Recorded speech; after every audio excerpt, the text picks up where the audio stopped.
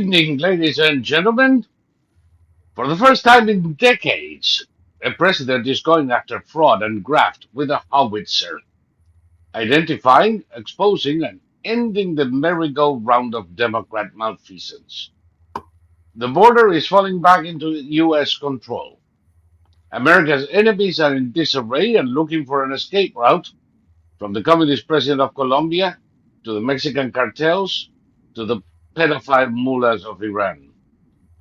America's vice president goes to Munich to tell the fascists of the European Union how fascists they are to their fascist faces.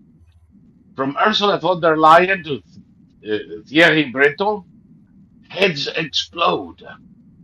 Fortunately, it was an easy cleanup since they had no brains to splatter. The Democrats' seditious strategy backfires, marking the beginning of the end of lawfare. No, Virginia, there is no constitutional crisis when the executive does its job properly and activist judges are stopped on their tracks. And the DOJ sets its sights on seditious asshats hiding behind public office to undermine the law and promote disorder. Don't look now, but the squad is in serious trouble. It's a brave new world in America, soon to expand around the world. Maybe next year we should celebrate in Russia-free Ukraine or in Hamas-free Gaza. I propose the Trump Gaza Beach and Golf Resort and Casino or the fat Putin Hilton in Kiev. Either one is going to be a blast. Join us in anticipatory celebration. The end of nonsense is nigh. This is Dear Blather 259, our wildest dreams fulfilled. And this is Sol Montes Bradley, the largest human repository of useless information. And right next to me, as usual for these peculiar ventures, is Mr. Thomas Winter, the only living expert in World War I flamethrowers, and a very patient sufferer of Mexifornia. I worry about you, Thomas, every day because, it, it's a never-ending story of bullshit. Now, your unique brand of governor, the gruesome himself, is planning on providing illegal aliens with $9 billion in healthcare. Of course, he's already like 30 billion in the freaking red, with no hope of ever covering the gap. And I don't think that the federal government will be, at least in the immediate future, eager to lend him a cable. Do you think? No, we were talking about California voters, and I saw something today that sort of explains the mindset of the average California voter. There's a podcaster, he's a leftist, and his name is Destiny. I don't know his real name, but Destiny is said to be the smartest of all leftist podcasters, and his channel is huge. And he said today, Elon Musk was talking, or maybe it was yesterday. Anyway, Musk was in the Oval Office and he was talking about how members of Congress who make $200,000 a year are worth, in the case of Nancy Pelosi, $200 million. And so Destiny said, so what?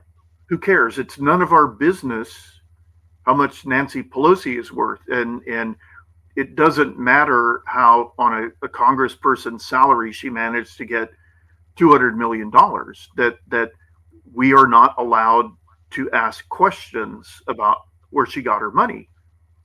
And that was it. That was his response. That was the smartest leftist podcaster. That was how he was responding to Elon Musk, asking, how did Nancy Pelosi get to so rich? And the answer is, it's none of our business. So we have the right to ask. No, we have no right to ask how come the Clintons were broke and then they weren't. We have no right to ask how come Obama couldn't buy a house in Chicago and all of a sudden he can buy any mansion he wants. Eh, you know, it's perfectly normal for people in public service to make oodles of cash, and we shouldn't even ask. Well, we have the members of Congress making oodles of cash, and then we have what are turning out to be Democrat slush funds in the federal government that are handing out money by the billions, if not trillions. Yes, What was the figure I said I read today? Since 2003, it was another 2 trillion given to. I can't even remember what it was. There's so much coming out on a daily basis, but just one example. USAID paid $3 million for a gas station in Afghanistan that never had any gas. It never serviced a single car. So what's clearly happening is they paid $5,000 to have this thing built, and then all the remainder of the money went into somebody's pockets. For yeah, example, Nancy Pelosi. It went into NGOs' pockets. Okay, the number of pro-Palestinian marches in this country has dramatically ceased. They were happening every day. They're not anymore, and it's coinciding with these NGOs being defunded. And so the question becomes: was the federal government paying for marches and protests against the opposite, the members of the opposite party, which is, absolutely. and these are just simply questions that we're asking, and the smartest leftist in the country is telling us to shut up and sit down because we don't have the right to ask, and that's not an argument. That's literally like, No, no, no, but it is the classic reaction of the totalitarian asshat.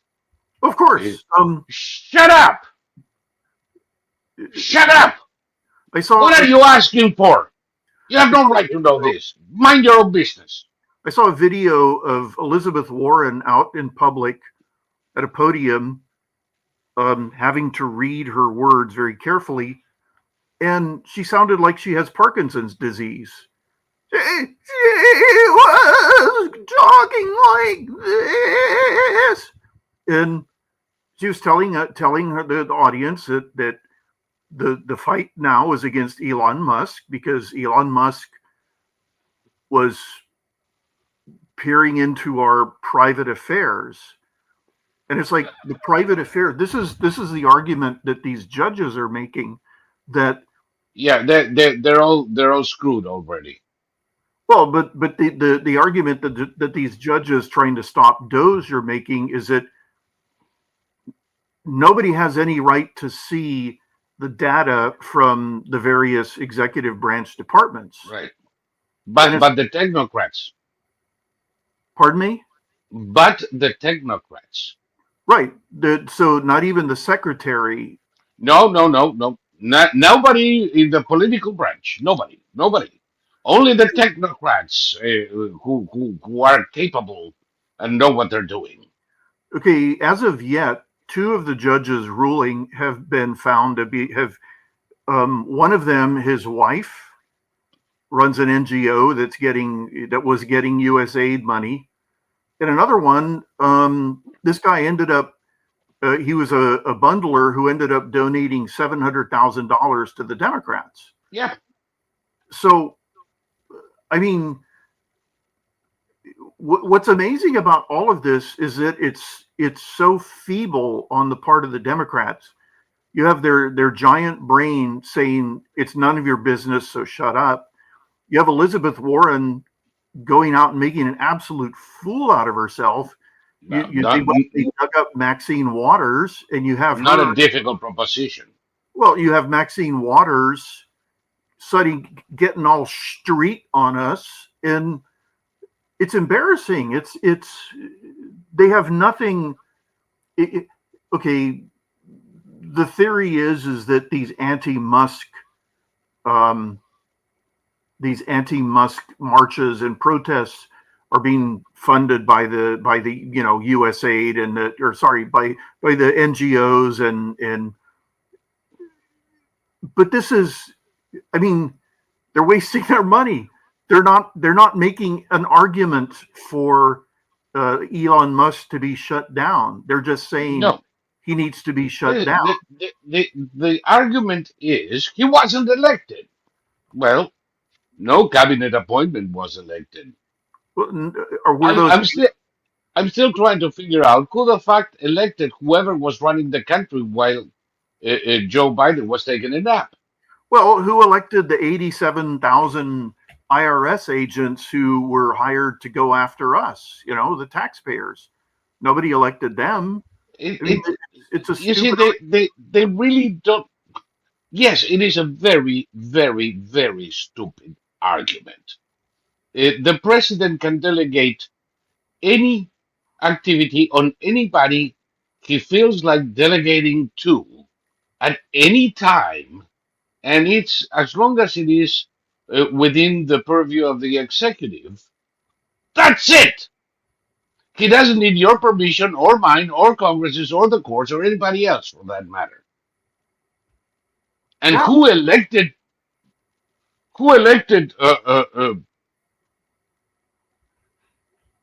Musk to be the head of Dodge? Well, the vast majority of Americans, both in numbers and the Electoral College, who elected Trump, who ran on that premise. who ran on that premise, telling us that I'm going to appoint Elon Musk to this position. So the argument could very easily be made that the American voter voted for Musk. Voted for it. Um, there was a Yes. tweet put out by somebody whose last name is Noe, and he was Ooh. complaining about USAID being shut down in this chaotic, unconstitutional, criminal way. He's the editor of something called Voice of Hezbollah, and here he is tweeting with absolutely no self-awareness whatsoever. Voice of Hezbollah is complaining that they lost their U.S. funding. Please, I hope that somebody watching us takes note. Send a beeper to this asshole. Uh, Obviously, you missed some. It's an amazing time we're living in because, like the Russians, we're discovering that the Democrats are paper tigers. They have nothing. They once they're up against somebody who is more vicious, for lack of a better term, than they are in fighting, they have nothing. They have nothing. This version of Trump, I mean, okay, he's giving almost daily press conferences. And what's amazing is that he gets these boxcar questions, these gotcha questions that this person obviously rehearsed and sets up and everything. And Trump says, I don't care. And then he moves on to the next topic. And all that time and effort that went into creating that question, it's gone. It's wasted. The topic will never come up again because Trump has already moved on at 150 miles an hour to the next topic. And it's like when Vance he was giving an interview and the interviewer was jibber jabbering about illegal families, and at some point she was really pushing. He said, frankly, I don't care. It's I'm here to represent Americans. And the whole edifice just went. It just collapsed. They have nothing. They have no ability to stop Trump, Vance, Musk, Tulsi Gabbard, Pete Hegseth. They have no ability to stop them in any way. These pathetic ancient Buffoons. Congress people going out in the streets and going, "Ah!" That's not changing anybody's mind. In many a city in America, any idiot who goes out protesting for, uh, uh, against Jews and in favor of Hamas is going to get a very serious wooden shampoo. They're going to be jailed. If they're not U.S. citizens, they're going to be thrown out of the country. That is how it goes now. And those who are citizens may be charged with uh, U.S. code uh, statutes that specifically make it a crime, a felony, to support terrorists in any way or fashion. So you're protesting in favor of Hamas. You're supporting a terrorist organization. Welcome to Leavenworth, or ADX Florence, or wherever the hell your ass is gonna end up. The head of ICE just referred Alexandria Ocasio-Cortez to the Department of Justice for aiding and abetting illegal aliens, which is again a felony. There are several years in jail if found guilty. And she decided to come out with a how to avoid ICE. Hmm? Stupid things. I mean, don't. We're talking about Alexandria Ocasio-Cortez. Don't expect big revelations. Don't open the door. They'll tear me down, you stupid cow. Yeah, have you seen the size of those ICE agents? And The yeah, and what do you think you're watching? Like a TV series from the 80s? yeah, They'll tear it the crap down. But in any case, that kind of stupid advice. And what she did is totally illegal, and her immunity as a representative doesn't extend this far. no. Remember all the hoopla over the Supreme Court ruling that Trump had immunity in some parts, and the leftists went crazy and said that he could now commit murder in office and nothing could be done. Well, that's not true.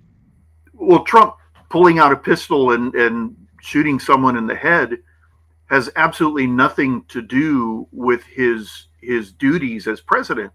So No. he would be arrested on the spot. I mean, there's no doubt whatsoever that Yep. the Secret Service would arrest him, because the president isn't allowed to commit crimes.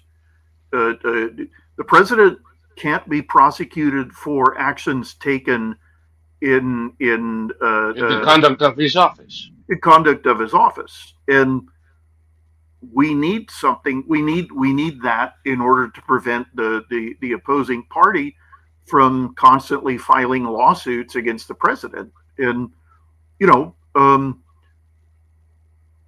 so what the leftists and the Democrats were saying at that point was pure fabrication. They're doing the same thing now. They're saying Yeah. that we're facing a constitutional crisis, which we're not. There's no crisis. They're saying that Elon Musk is, for whatever reason, in his audit of the federal government, he's now he's now spying on American private citizens, which is a hell of a job to You know what the biggest irony of it all is? what.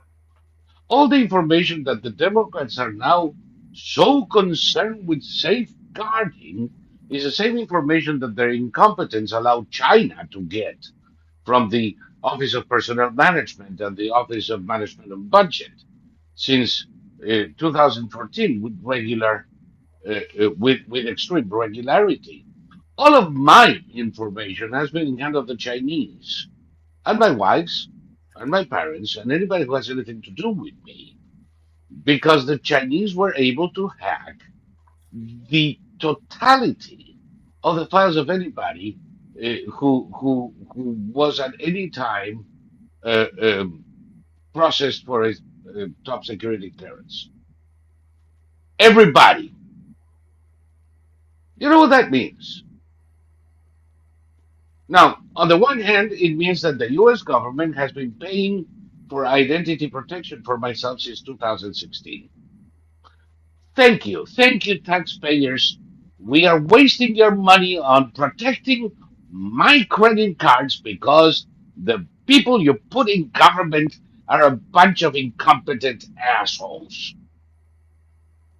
On the other hand, do I care if Musk comes across it now?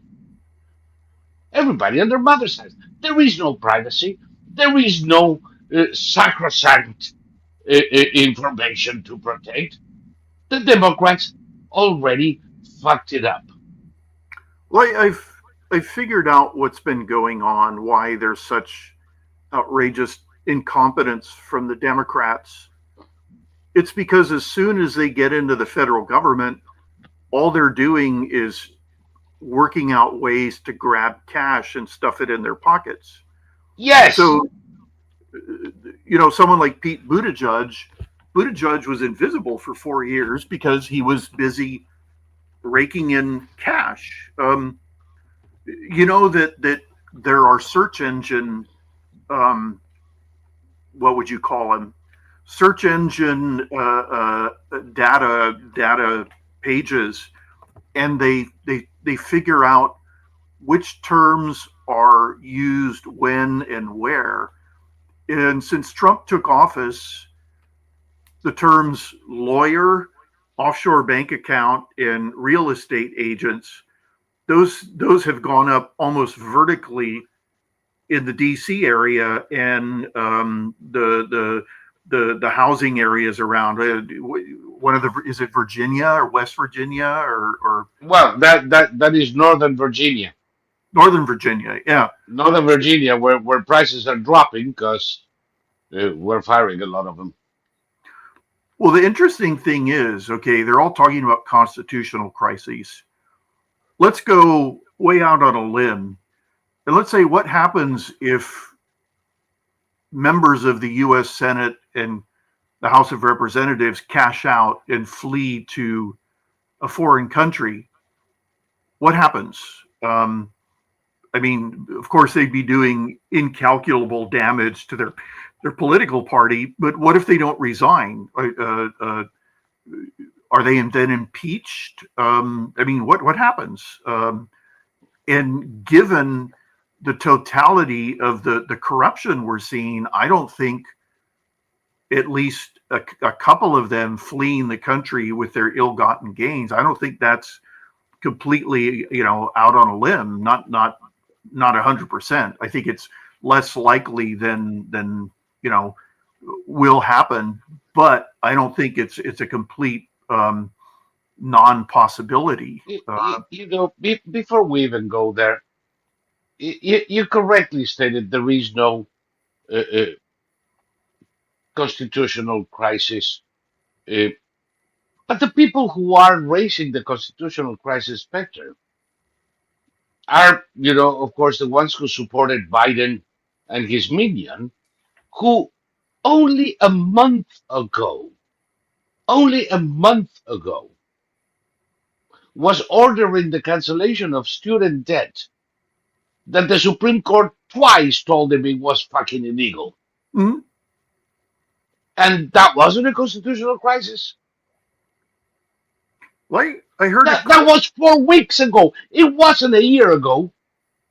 I heard a clip of him making a speech in which he said, Congress and the judiciary told us we couldn't do this, but we did it anyway. And it was a great, I don't know what he was talking about exactly, but he was probably, he defied the judiciary. He was talking about student loan cancellations. Yeah, that was probably it. Yeah, and the thing is this, the people who defended that are the ones who tell you now that because an activist judge in New York, who shouldn't be on the bench or anywhere near it for that matter, and probably won't for long, puts a national injunction, which is something that the Supreme Court already said it doesn't like, And in one respect, I'm glad they're doing this because it's going to give the Supreme Court an opportunity to say enough is fucking enough. Mhm. You cannot do, you cannot have an idiot judge in Honolulu or in New York put a national injunction that, say, prevents the executive from stopping terrorists at the border. Yeah. Remember that in the first Trump administration, when a Hawaiian judge put a national injunction uh, uh, uh, on the executive order preventing visas for uh, assholes in 7 countries, including Venezuela. And because in Venezuela everybody is a Muslim, apparently, the Democrats called it the Muslim ban. Mhm. Remember that? Of course. So you have one judge in Honolulu that says, no, no, no, no. Give us your terrorists, your jihadists, your people wanting to kill us on the streets. Bring them over. We love them. Or a judge in New York. Mhm. How dare you stop financing terrorism, you son of a bitch? Immediately you restore the payments to Hamas. Well, also what they're doing now is they're putting out these sob stories about how cutting off or dismantling U.S. aid is going to prevent demining efforts in Cambodia. And the demining efforts in Cambodia are paid for by multiple countries under the aegis of the United Nations. That's why all these What wasn't that Princess Diana's one of Princess Diana's pet projects? and all the deminers wear blue because they're working for the United Nations. It's not an Yeah. American issue. And you know, the demining that a lot of the demining that they're doing, they're out in the middle of the jungle demining where like nobody's getting their legs blown off. So as usual, since it's run by the UN, it's incompetent. Oh, But and, the and and I assure you, there's more than one UN honcho enjoying a villa in Cannes on account of the money grafted out of the demining programs. yeah, of course, it's in okay. I saw the CNN now has this real conservative. It's always him against all the others. It's like having an argument with a flock of chickens because all the others are women. And Yes. he said that he can't understand what the Democrats are doing because in every scenario where 80% of the country is for something, the Democrats always choose the 20% option. And it's across the board that they're fighting for things that are opposed by 80% of the country. And he can't understand where the political strategy is, and it's not political. It's the fact that they're about to get exposed like nobody's ever been exposed before. So they're in hysteria. We've learned a lot, but it's only been a month. Wait till Musk. By the time Musk's contract runs out in a year, it's unbelievable what he'll have discovered. I you know the stuff that I've always known. I mean, I've always known that that USAID was corrupt to the bone. I've always known that little left leaning shits in the State Department and every embassy worldwide was doling out money like there was no tomorrow to every crazy fucking project from as long as it had anything to do with transgenderism, LGBTQ, uh, uh, you know, keeping goats from getting pregnant by Taliban soldiers, uh, and they do it with abandon. And they do it without anybody ever looking at to where the money's going to. We have been financing all kinds of ridiculous affairs around the planet for 50 years, and nobody ever audited this thing. And Well, whoever is gone, not only whoever has worked with anybody at an embassy, whoever has gone through the process through the marshes at the State Department, knows exactly how it works. in 2012, my communist brother told me that he was suddenly called by a guy who we'd grown up with in Venezuela. This guy was a redhead, and he was a hippie basically, and he was a few years older than us. We were, let's see, I left in fifth grade, so he must have been around an eighth or ninth grader. And this guy, out of the blue, called my brother, and no, it must have been he had a close relationship with my mother because his mother had died in an airplane crash, and she became sort of his surrogate mother. So this was after she had died, and he told my brother that he was working for an NGO. He'd set up his own NGO, and he helped illegal Mexicans get into the country. And they had a whole rat line. They had Yep.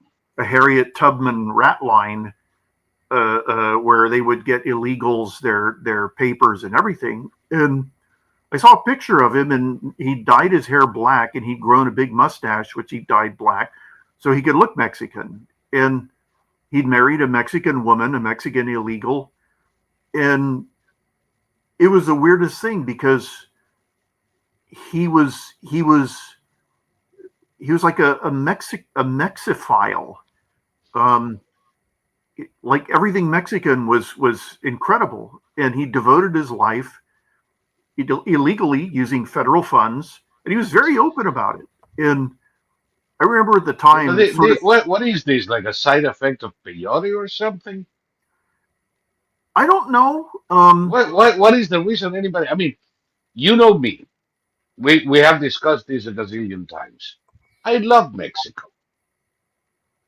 Well, I love Mexican culture. I'm surrounded by knickknacks from Mexico as I speak with you. my mother was I- Mexican, Your so yeah. mother is Mexican. We have no problem with that. We like a lot of stuff from Mexico. But what is the shit of being so freaking Mexophile that you're going to break U.S. law to favor, I don't know, Mexican cartel clients? Well, this is the thing that he was causing so much damage. The rape trail that goes all the way up from the tip from Tierra del Fuego, and Yeah. every frigging Well, cartel in every country preys upon all the women. yeah. Um, you see these women arriving with newborn infants. They didn't have those infants when they left. Um, it's so inhumane. But this guy was doing it all for himself. He wasn't doing it for the Mexicans. He saw himself as the great white hope, but he was also he converted to Mexican, with his new black hair and everything. And it was I used to meet people in Japan who were trying it really hard, Westerners who were trying really hard to be Japanese. And it's a mental disorder where you okay, when people emigrate to the United States and they become American citizens, it's not the same as a guy from San Francisco trying to emigrate to Japan and become a Japanese citizen. You know, there's almost no upsides to being a Japanese citizen as compared to being an American citizen. No. Um, I and know only one case of somebody who, and this is a cousin of mine, who spent 34 years living in Mexico trying to get citizenship. He eventually did. In order to attain that wanted prize, he had to buy about half the government of Mexico. And he was a prominent ink shitter in Excelsior, in one of the biggest newspapers there. And with all of his government friends and all the money he put in, after 34 years, he got the Mexican citizenship. What the fuck did he get? Well, he Seriously. got a hell of a lot of threats. He had a gigantic amount of bribes he had to pay for the rest of his Oh, life. and he's got a third class citizenship that can be pulled from under his feet at any time if he so much as pisses off the wrong person. Well, see, this is the thing. Leftists view Mexicans as pathetic peons, and Mexicans. Okay, Mexico isn't a monolithic country. There are multiple cultures in Mexico. The people next door to me are insufferable, but they're not criminals, and they're very hardworking. They started their own construction contracting company, and the father died, and his sons took it over. And they're on the third generation now, and the third generation doesn't speak a word of Spanish. They still listen to that god awful norteño music, but they don't speak Spanish. So these people are not pobrecitos. They're not poor little peons, wandering around with sandals. They're American citizens who have made it good, and you won't. Every time you hear a leftist talk about Mexicans, they're still saying the same things. Who's going to? Because they're racist. They're still saying, "Who's going to clean your toilet?" Well, listen, they're racist. Democrats are racist to the bone from Of the course, time they're born. The moment that they're born and they and take the pacifier from their mouth, the first thing they say is, "Poor little black kid. If we don't help him, he's not going to be able to survive." yeah. I The mean, the entire the entire racist apparatus. If there was ever anything approaching systemic racism in America, it was the apparatus the Democrats built to help the underdog. well, they dropped the standards so much. The stereotypical American black female intellectual, she has almost a shaved head and she wears horn rims. Remember, the Harvard professor was discovered to be a complete fraud. In Which one? Because there are many. Well, the last one, who looked the way I just described, so Kinsey. Oh, yep. she was forced to resign, but then they hired her for a higher paying position. Harvard. Yes. So what they were Yes. saying was that we can't apply She wasn't a professor. She was a dean. exactly. She was a They president of Harvard, actually. they said we can't apply the same standards that we apply to white people. We can't apply to this black Right. woman. And Because we know they have diminished capacities, so we have to be more elastic with them poor little black people. I saw a movie recently. It was about he was an art professor, and he got a job teaching at some college way the hell up in upstate New York. And his wife was an art restorer, but she agreed to go up to this upstate New York and live out. It was basically out in the countryside. And it turned out the guy was a complete fraud. He'd identity stolen real painters, and he'd forged his letter of recommendation, and the whole scheme fell apart and all hell rained down on the poor wife. But there was a scene where he's in a New York, some New York art museum. Here comes his professor, and his professor was an art professor, and he's played by a black actor. And what struck me was that leftists are they infect everything with racism so much that the idea of a black person being an art professor, what's the term? A tenured art professor, it would just blow their minds because they can't see black people as tenured art professors unless the art is like, African art. And Right. it's all about oppression and the fact that so many of these black deans and professors have been proven to be frauds, and the white people tell them it's okay. That idiot Kendi, they just closed his institute, which was, of course, a beneficiary of U.S. AID. The biggest moron ever. How the hell did an American university actually slap the title of professor on the son of a bitch? Cornell, actually. Yeah. Why? Claudine Gay, the woman you were talking about a moment ago, what did she ever produce of any value? Nothing.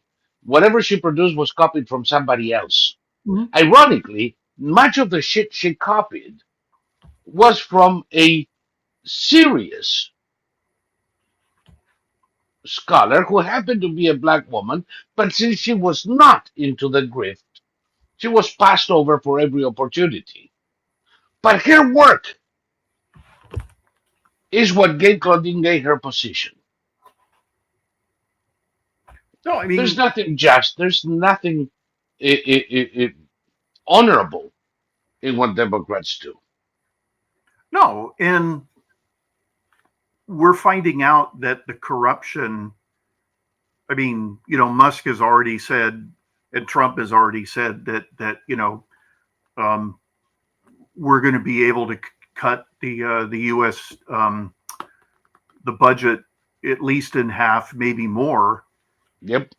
I mean, that's an astonishing statement that their theft is going into the trillions, and Yeah. Well, yeah. and At the it's very least, 3 trillion. yeah. I mean, At think the about very least, that is it. the amount of money that the Biden administration spent over budget in their petty projects, without a Mhm. war, without a COVID crisis that we have to improvise, without giving a fucking cent to Americans who did suffer under, let's say, regular catastrophes like Hurricane Helene in North Carolina and West Virginia, not West Virginia the state, but west of Virginia the state, eh, near Galax and all that jazz. Eh,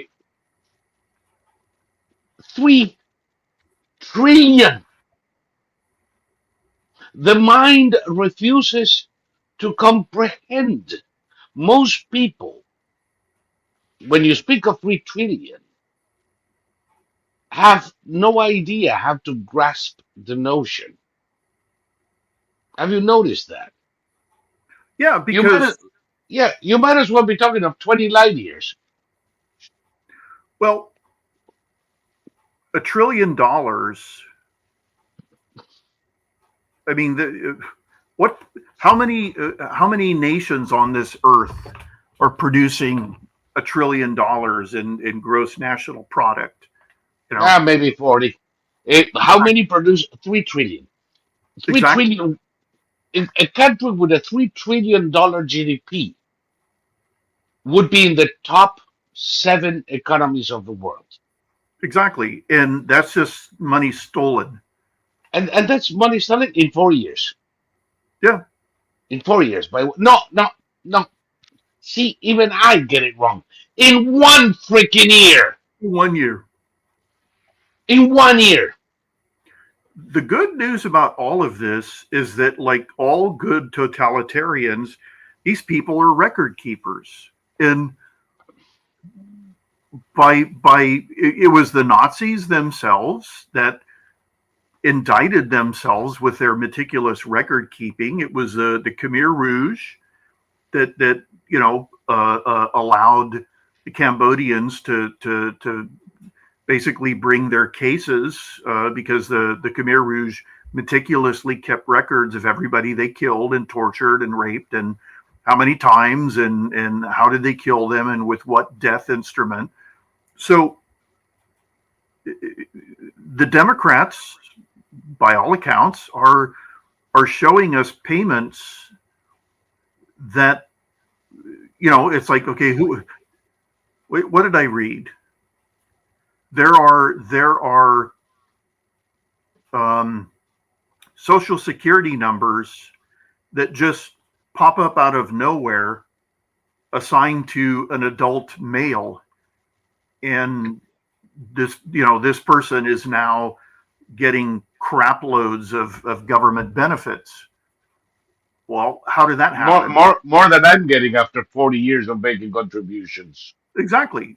And it's because it's a false Social Security number that was assigned to an illegal alien. And they're finding, illegal aliens cause the housing market to squeeze up because so many of them were able to get themselves houses without even being citizens. It's amazing. No. With government subsidies to do so. Exactly. And rents skyrocketed everywhere from San Francisco to New York City, wherever the hell these assholes are. Yeah. So that people who actually work for a living, the ones making the payments to the government that enable these subsidies, couldn't afford an apartment, couldn't afford to buy a house, well, this is couldn't why afford the interest rates. This is why we go back to the so-called smartest leftist Destiny. He's defending actions that harm himself. Well, he probably got enough money from his Democrat backers to more than offset any harm. True. Because let's face it, even among conservative ink assholes, a lot of people were sucking this teat. There was a shit ton of money to go around. They were getting hundreds of thousands of dollars for a fourth-rate website or for activities in Twitter or for whatever. While you and I were deplatformed, debanked, these people were getting government checks. And it has to make you very upset that we were in the end paying for all of this, and we still are. When I say of the $3 trillion last year, I'm not talking about the almost 3 trillion in the past 4 years that were disbursed out of the COVID craziness and other lovely programs created like that to recipients in Brazil, in Europe, in Africa. What the fuck is it? This is the Nigerian prince scam on a galactic scale. You just reminded me. From 2003 to the present, the U.S. government has paid $2.5 trillion in Social Security payments. Medicare payments to overseas recipients. Yes. So that's how does that work? We're going to get to the bottom of anything, any sort of money that the government was handling. It was splurging. It was going into people's pockets. It was buying off people. It was paying off, both the bureaucrats and the members of our government, the elected members of our government. And I could understand if I guess if you're rich enough that it doesn't matter to you, but that means you have no sense of character. you have no character. You have no notion of justice. And here you are presenting yourself as the moral political party, and you're defending a level of corruption that beats out communist China and Russia. Well, And yes, and that's remember when I tell you they can never see an enemy in jihadists or Russians or Chinese mm-hmm, because what they see is people who are like them. mm-hmm, Uh, that's precisely what you're saying now. mm-hmm. It, it's really for anybody with a sense of decency. This is beyond alarming. And all of that money going in social security payments abroad, in payments to stupid organizations all around the planet. Everybody from the Sierra Club to every single freaking climate change bullshit outfit has been receiving money from the US government. And some of that money was immediately funneled back to the Democratic Party.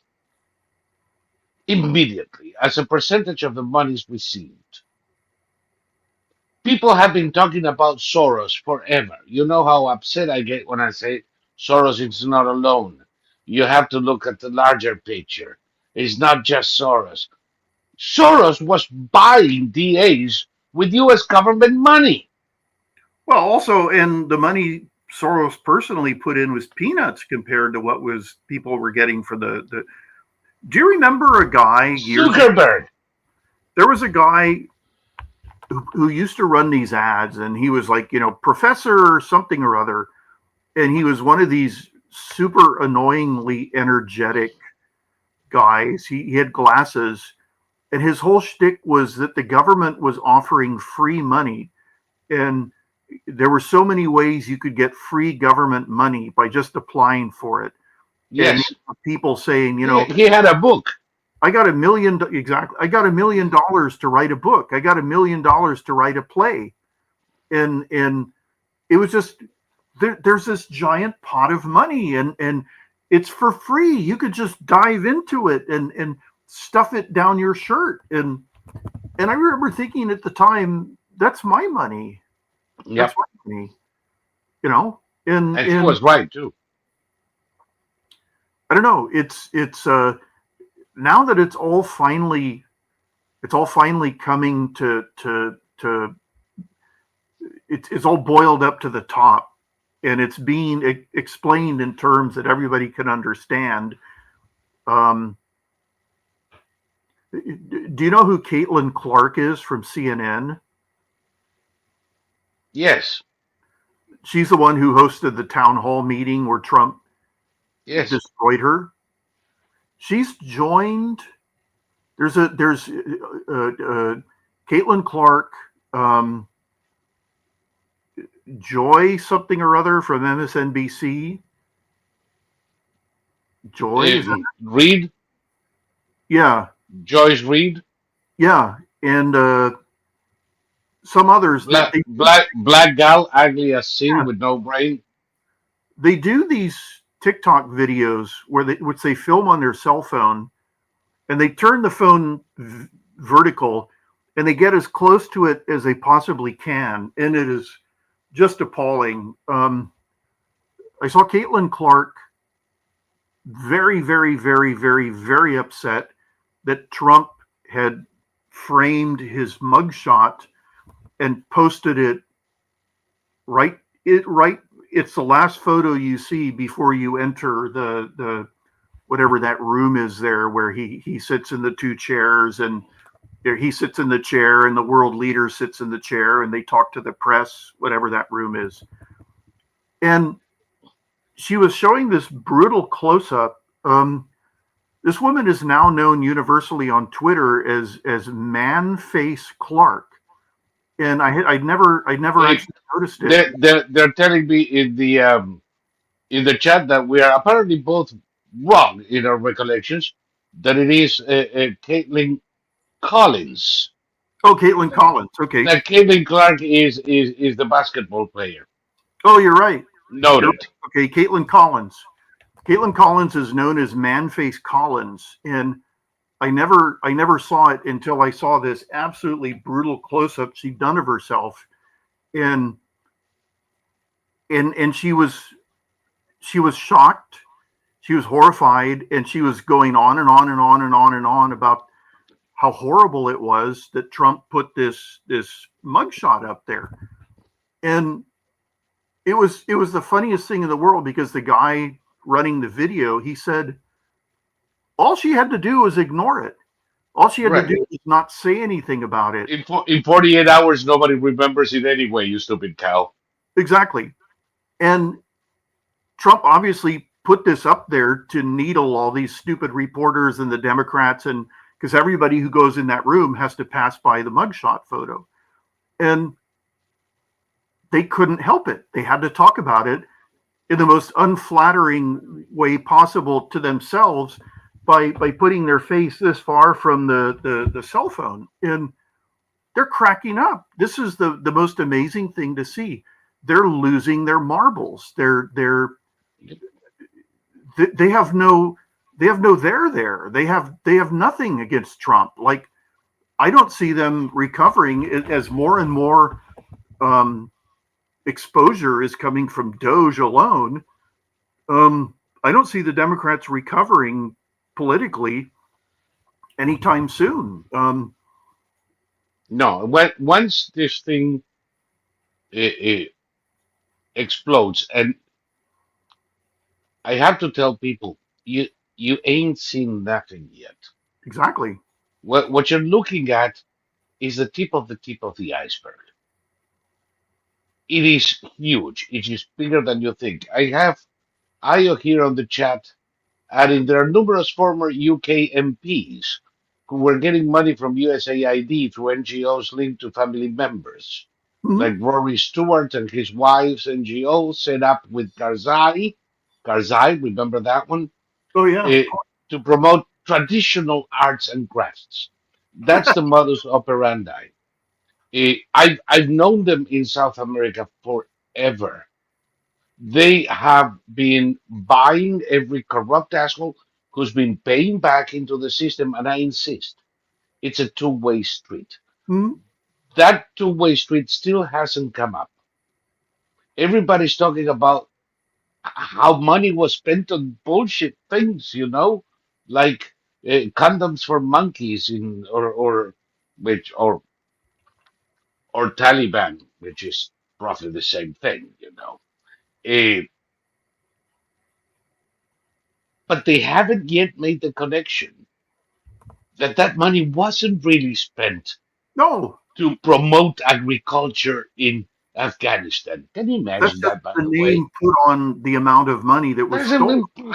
So that money went to Karzai on one hand, to the Taliban on the other, back to the guy giving the money, into an NGO that makes a donation into a campaign in the US. It is one of the largest, not money laundering, but money hiding operations. Money what? We used to call it the bicycle.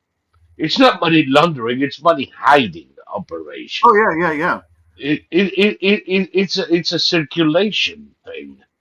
Well, Um, if you take a certain amount of money, let's talk about um, uh, teaching the people in Lesotho how to use the proper pronouns. So yes, that would be a typical program. right, that's not a real program. You're probably, let's say you spend 20 million on teaching the Lesothans how to use the proper pronouns.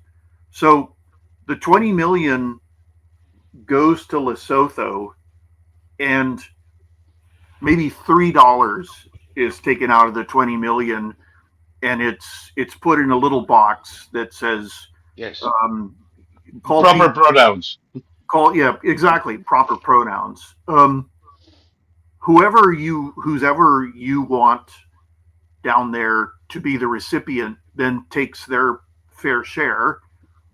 Then that they're not going to be getting the basically, this is like one of those It's one of those phishing scams where they say an email from a guy saying, "Hi, I'm a prince in Nigeria, Yeah, and I have 60 million. I don't know what to do. Let me put it in your bank account, yeah. and You can keep 2 billion. I'll give you 2 million." This is for real. This actually happened. Yes, That guy in Lesotho, out of the 20 million, he gets 2 million. Now you've got 18 million, and that 18 million basically can be sent to buy off other people. It can come back to this country. yeah, The probably the 18 million will go to some NGO, and the NGO is run by your wife or whatever. They yeah. pocket a certain amount of it, and then they It can go to the Clinton Foundation, for goes instance. to the Clinton Foundation, and then a certain amount goes to the DNC, the Democratic Yeah, Party, and a certain amount goes to whichever individual Democratic politician yeah. you want to see elected. And so, It goes to an NGO that pays Obama for a book that was never written. exactly, exactly. So the stupid names of these projects, they're just racking their brains coming up with what they think is a plausible project. And also, they never thought this stuff would be actually looked at. Keep in mind, these are people who thought Kamala Harris was going to win in a landslide. So, Yes, and they honestly believe that. That's how stupid these people are. And they never thought that anybody was going to actually look at the books, much less people who've written AI programs that allow them to, go through an entire department in like a matter of hours and pick out all the yeah. payments that don't make any sense or whatever. So the it used to be okay. Do you remember when Mohammed bin Salman was declared to be the crown prince officially? He Yes, started, he started going around to all the ministries unannounced, and he'd say, "Show me the books." And if they couldn't, he would fire everybody on the spot and install technocrats. yeah. And what's happening now, it's not a question of fake books being kept and the real books being kept somewhere else. There's only one set of books, and these books were never audited before. So nobody has ever worried about someone discovering that the pronoun course in Lesotho only got $1 out of 20 million or whatever. Yeah, and we may not even know it because there is no follow up, there is no tracking. No. A USAID gives the Open Society Foundation. I'm not picking that one out of a hat. That is George Soros's foundation. Mm-hmm. It gives the Open Society Foundation $163 million Mm-hmm. to promote, their education on the necessity for immigration. Nobody's auditing the Open Society Foundation. No. Nobody knows that the money that went for the campaigns of your favorite DAs in California came from that money, was actually paid for by USAID. It's nobody knows, and there is no paper trail Mm-hmm. beyond we give the money to the Open Society Foundation. Beyond Right. we gave the money to these 2,000 entities that are trying to count carbon in the atmosphere. It, all that Musk is going to find is that a disgraceful amount of money, like Aya says on the chat, was anonymized. Mm-hmm. It was sent into the political system in the US and in other places. Mm-hmm. This is going to pay for political campaigns in Romania, in South America. When you start wondering where the hell is this asshole coming up with such a flashy campaign out of nowhere, take a wild guess. Well, and Somebody in the Democratic Party loves it. that's why all these departments are going to be shut down, because they can't be audited. Not No. actually, they can't. And this is where the Mohammed bin Salman thing is. Explain to me how what this expenditure means, who it went to, and everything. I can't. All right, go home. You're fired. So is everybody else around here. And then you hammer a big wooden X across the door, and that's it. Yep. And you're going to find in the chat they're talking about Act Blue. Act Blue is another interesting uh,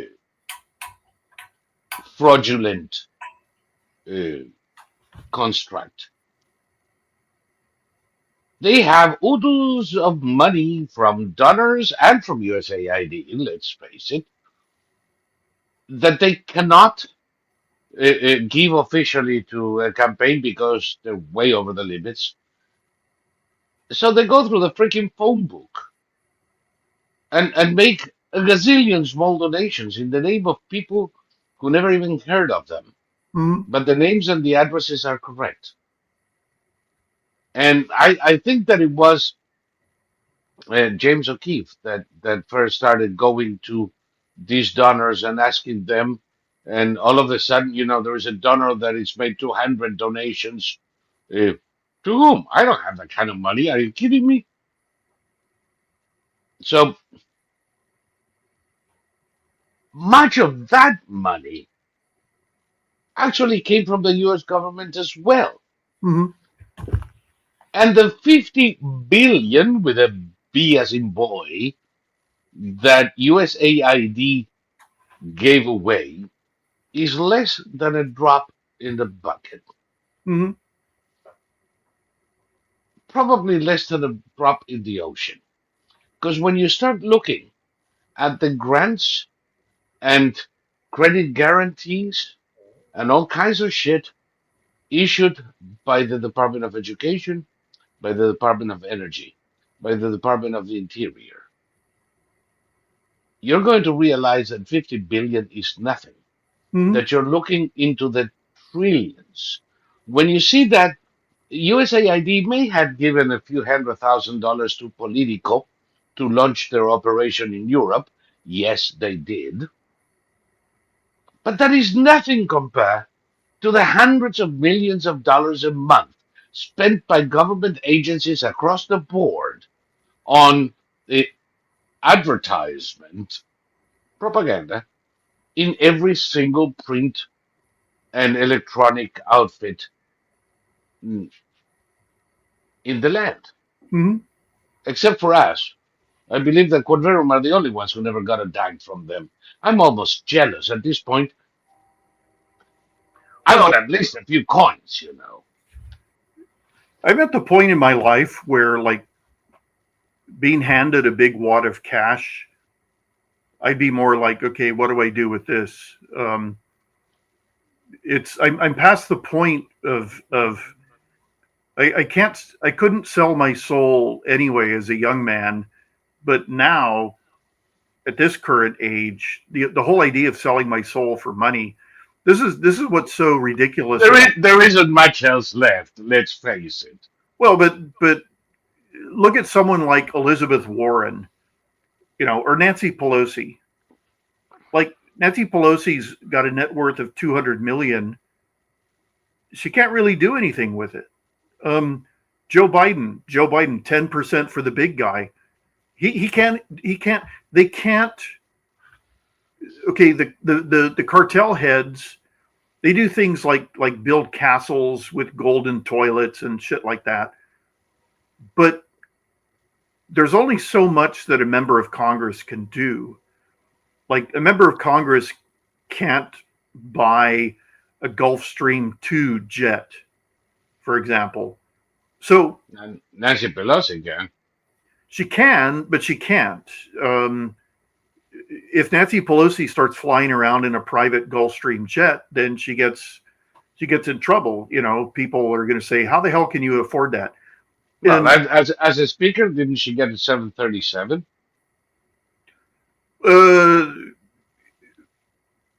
In 2007? She was flying around on military transportation until Trump made her stop. Oh no! Before that, well, from 2006 to 2008 to 2010, actually, uh, she actually had a speaker plane, and she had Yeah, Congressmen in a 737 to fly around in her mini Air Force One. yeah, I'm, I'm sure. See, this is the thing that previously there were like little. It's not a little thing, but it's in the larger scheme of thing. It's a little thing, and now it's so gigantic that it can't be hidden anymore.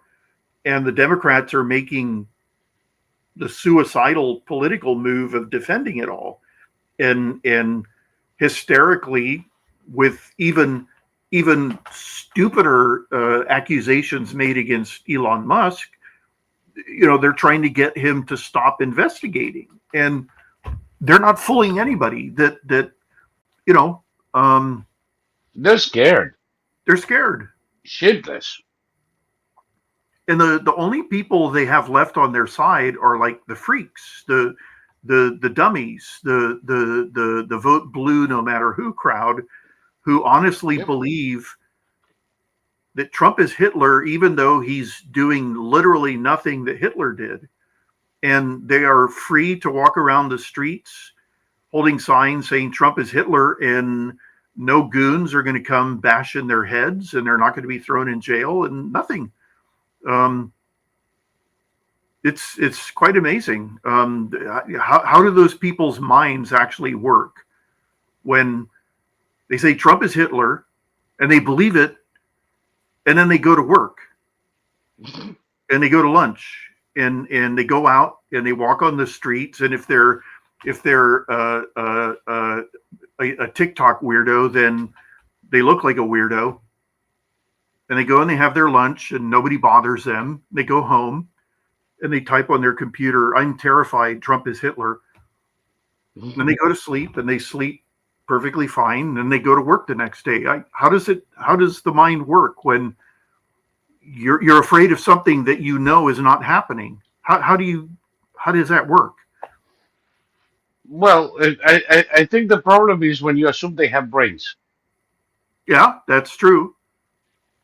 It's from that moment on, the whole thing is kind of like uh, uh, uh, skewed. Uh, I'll tell you, there's one guy, notorious Democrat asshole, who is a very bad person, but one of the very few who is not a complete fool, and that would be the raging Cajun. Hmm. Remember him? He's an inveterate liar, but not an idiot. He's despairing. He's the last thing I heard him say, and I quote, is "We are fucked." Hmm. Bannon is right, he said this week. We are flooded in shit, and we are searching for a way to deal with this. These are extraordinarily difficult times. How about that? Yeah. When he said we're flooded in shit, if he means things are coming in from the government at such a pace that they cannot even react. Hmm. Eh, Let me see. He doesn't know how to counter Trump. And I quote, and I do not know how to accentuate. Do you oppose one thing? Do you oppose all five? Is it a personal issue? Is it a policy issue? I'm struggling here a bit. So maybe some of our really smart viewers can help us untangle it a little bit. It's really tangled now because no one knows where to land. And that's by design, you idiots. Trump is playing you like a violin.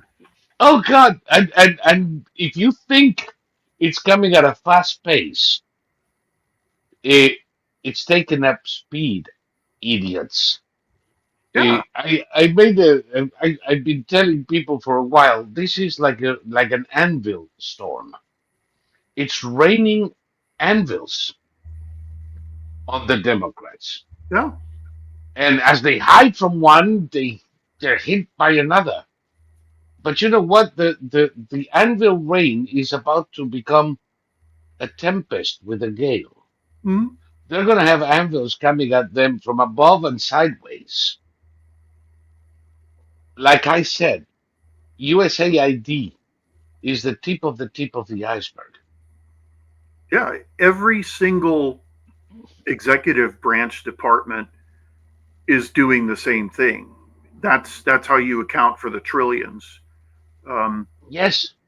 they're going to find this in every single executive department. Oh, and you're going to find out that USAID is a footnote Mhm. on the State Department, and it's not even the biggest one there. It's just the most visible one. Yeah, Medicare. Medicare is one of the big ones. Oh God, If it's you look freaking at crazy. okay, if you look at the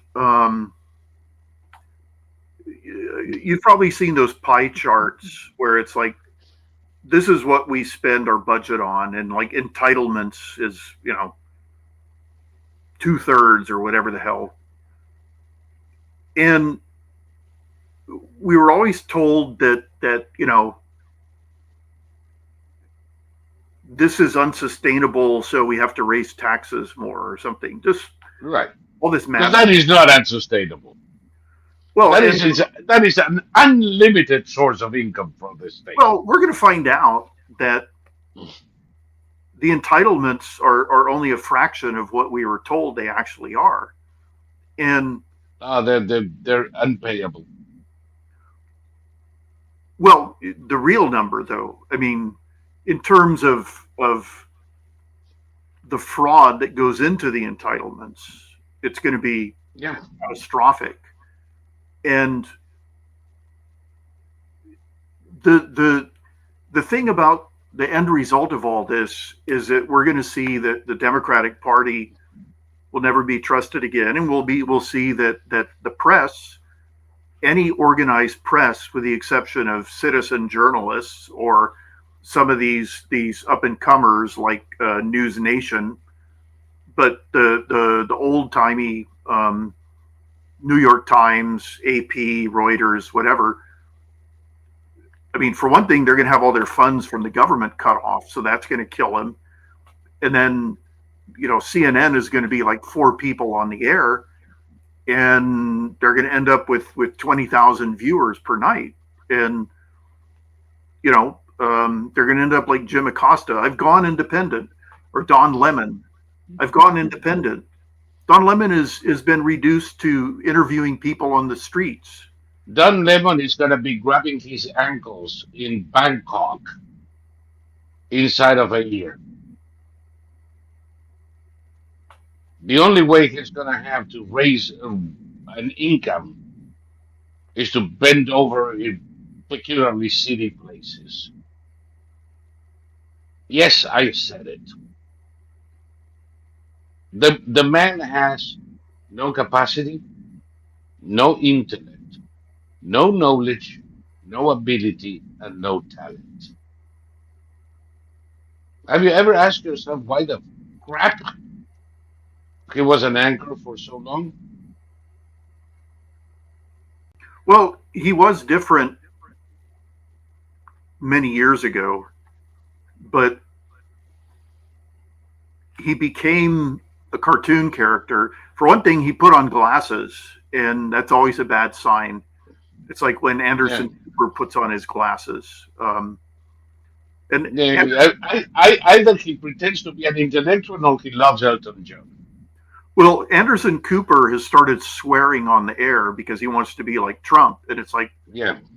Trump could pull it off. You can't do it, Anderson. You're not good at this. No, no, no. Listen, You know, I always called Anderson the Vanderbilt girl. Uh, he doesn't have the street smarts to do it right. It's always going to look ridiculous. Poor thing. Oy. I'm gonna have to change a light bulb. So Oh, why don't you take? let me tell you before that. Blind Dio says with the storm of anvils, the Democrats are seeking shelter from the anvils in a field full of upturned rakes. Yeah. Yeah, that's a nice picture. Mm-hmm. They're gonna end up impaled. But anyway, you gotta change the light bulb. Yeah. This thing is about to go out. It's flickering. So why don't you fill the screen and I'll just do that real quick and then I'll. I'll see if I can do that stuff. And then there was one, and as Thomas is already left the desk, so I watched Lemon once, Scott. So sanctimonious and not convincing. He is sanctimonious like every ignorant nincompoop in the history of broadcasting is sanctimonious. I can refer you to a character in the Mary Tyler Moore show that kind of was the role model for all of these idiots. An ignorant, insensitive because of his ignorance, nincompoop with a enormously overdeveloped sense of self, like every narcissist, who ultimately was rather a clown. Ted Baxter says, Ted 80, Ted Knight, says Scott, and Ted Knight it is. Um, the thing is, the actor of the character, let's figure that one out first. Eh, all of these idiots, from Anderson Cooper to Don Lemon, eh, even, oh God, what's his name? I don't know. That idiot Brit that was on MSLSD for a while, telling us why having weapons at home was incomprehensible, um, and trying to give us lessons on the Constitution. Doesn't understand the Second Amendment, but he wants to give us lessons on the Constitution.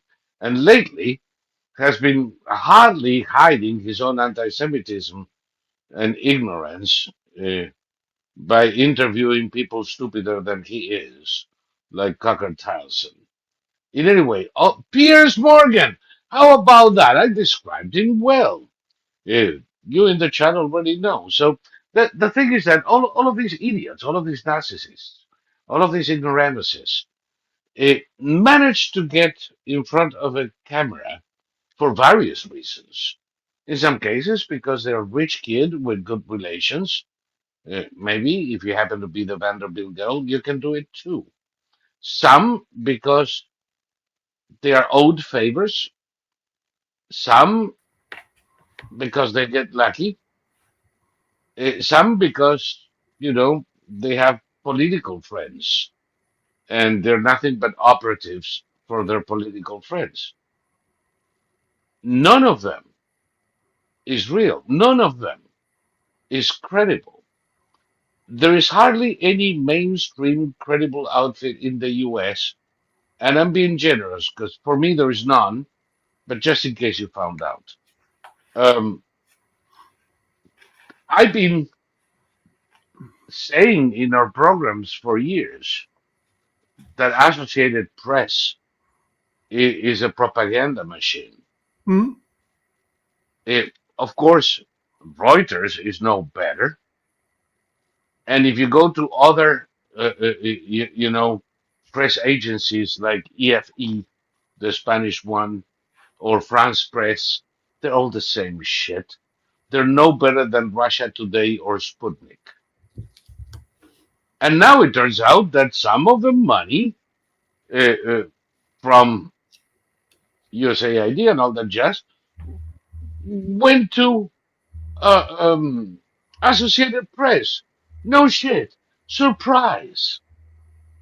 Like I said, there is no press outfit in America that is not heavily subsidized, if not totally paid for, by the US government, especially through handouts from the Democrats. Well, None of them would be out there otherwise. in 2014, when I thought I was going to do a documentary about the Gaza war that took place back then, I I bought raw footage from the Palestinian cameramen who were on the beach where the four Bakker brothers died, even though they were already dead before they were put on the beach. And then I also collected every piece of footage that I could find. And in every piece of footage, from one end of the beach all the way to the other, there was a hotel that housed all the Western journalists on one end of the beach, then a long open space, and then a pier where the claim was made that the four Bakker brothers were killed. And in every piece of footage, from one end all the way up to the other end, there was always a heavy-set man with male pattern baldness wearing a purple button-up shirt, and he had some kind of hand issue. His right hand looked like this, and everywhere this guy went, there was a reporter from AFP right by his side, and she followed him right beside him. I got it all in the piece of footage, and she was one of the reporters that made the claim that an Israeli gunboat off the beach fired its cannon and killed the little boys, and that as the little boys were running down the beach, the gun was adjusted, its fire was adjusted, and she never changed that story. And there was no gunboat in the area. It, you know, the each reporter gave us a different story about what happened, and you know, what happened was that it was a Hamas operation to frame Israel, and it worked because the world lost its marbles, and the Israelis were blamed for something that they didn't do, and I was able to prove it by stitching together every piece of footage I could find. All the footage was published. They'd snipped, if you had, say, a minute of footage, they would snip it into 5 or 10-second pieces and then move it all around within that, 1 minute of footage. So what I had to do is I had to take apart all the footage, and I was able to create maps, and I was able to prove totally conclusively that it was a Hamas operation, and that the guy in the purple shirt was the commander of the operation, because he was overseeing every step of the operation. He never interacted with anybody. He was just watching. And it really got to me when I noticed that here was this blonde AFP reporter right by his side all the way through. And they did a good job of trying not to film her, but I was able to catch little glimpses of her, half her head, her from behind, and she was tagging along with the Hamas commander during that operation. And that was just one reporter. The New York Times photographer was actually on the beach when Hamas brought the dead bodies and planted them. I had NBC footage taken from a hotel, or from a tower. I forgot the name of the tower, but they filmed him standing there waiting while they put the bodies down. And then he took pictures as if he discovered them. The ABC News reporter ran right past the empty area before they put 2 of the bodies of the little boys. And then he turned around and came back. And by that time, the bodies were there. And he went, "We just found Oh these." my God. Yeah. Exactly. It was an astonishing moment for me to see it so openly and blatantly. And Yep. what's happening now in our country is the It's same. the same. Well, I'm But no longer astonished. who do you think those assholes learned from? Exactly. You just told me there was a wench from Agence France Press who are masters at this kind of shit. Mhm. But that's the same woman that is working for Associated Press. Mhm. Now let me show you something here, because it's funny because you're showing me Palestine and I'll show you uh, Paris and London and Bonn and Berlin. Look at these idiots. Eh, okay, Vice President Vance went to Munich, and all I can think about it since I saw his speech over there, and anybody who's watching this and didn't, I recommend you look it up online and listen to the guy. Eh, it was perfect. It was brilliant. But there is almost a Benjamin Franklin quality to it. And the thing is relatively simple. Benjamin Franklin went to both London first and then to Paris in different missions. To London, he went hoping to avert open war with Britain and to come to an agreement that would be satisfactory to Crown and colonies. To Paris, he went to gain support for the war he had tried to avoid. In both instances, he was underestimated by the local elite, who saw him as a country bumpkin who couldn't even dress properly, and found in him an intellect they couldn't even approach, let alone match. J.D. Vance goes to Europe, where he is considered more or less a hillbilly, picked up by that brute Trump out of the gutters, a guy without intellect or ability. And of course, he goes over there and surprises everybody by not only giving a great speech, but essentially tell all of those fascists at the European Union what fascists they are and how you cannot pretend to defend democracy by undermining the very underpinnings of a democratic society, which is what they are doing. Look at these assholes. J.D. Vance attacks Europe on immigration, free speech, in Munich speech. J.D. Vance didn't attack Europe.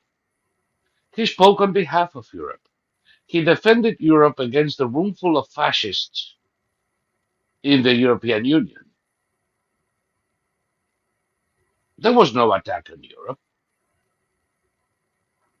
There was a passionate defense of common sense and a return to liberty that most Europeans actually want. He started by offering his sympathies to the victims of the terrorist attack the night before in Munich. A day after his speech, there was another attack in Vienna. A day after the attack in Vienna, there was another attack in the UK. Almost every day now, we have the attacks that you and I have been telling people were coming ever since idiots thought we defeated ISIS. These attacks, who follow the pattern recommended in Call for Global Jihad, are a daily affair in Europe today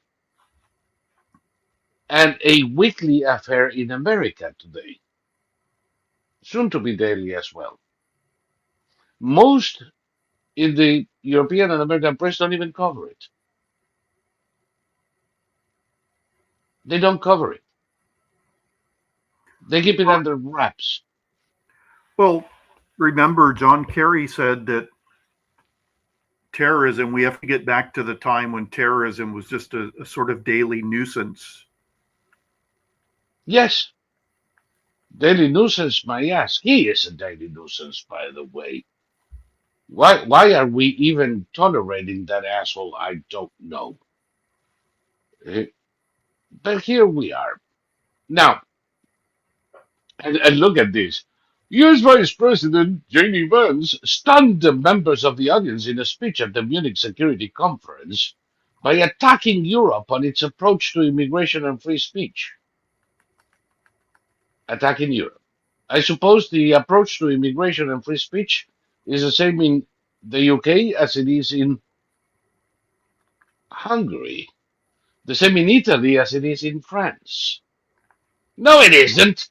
And by the way, while we're at it, if by Europe they mean the European Union, does that include the UK?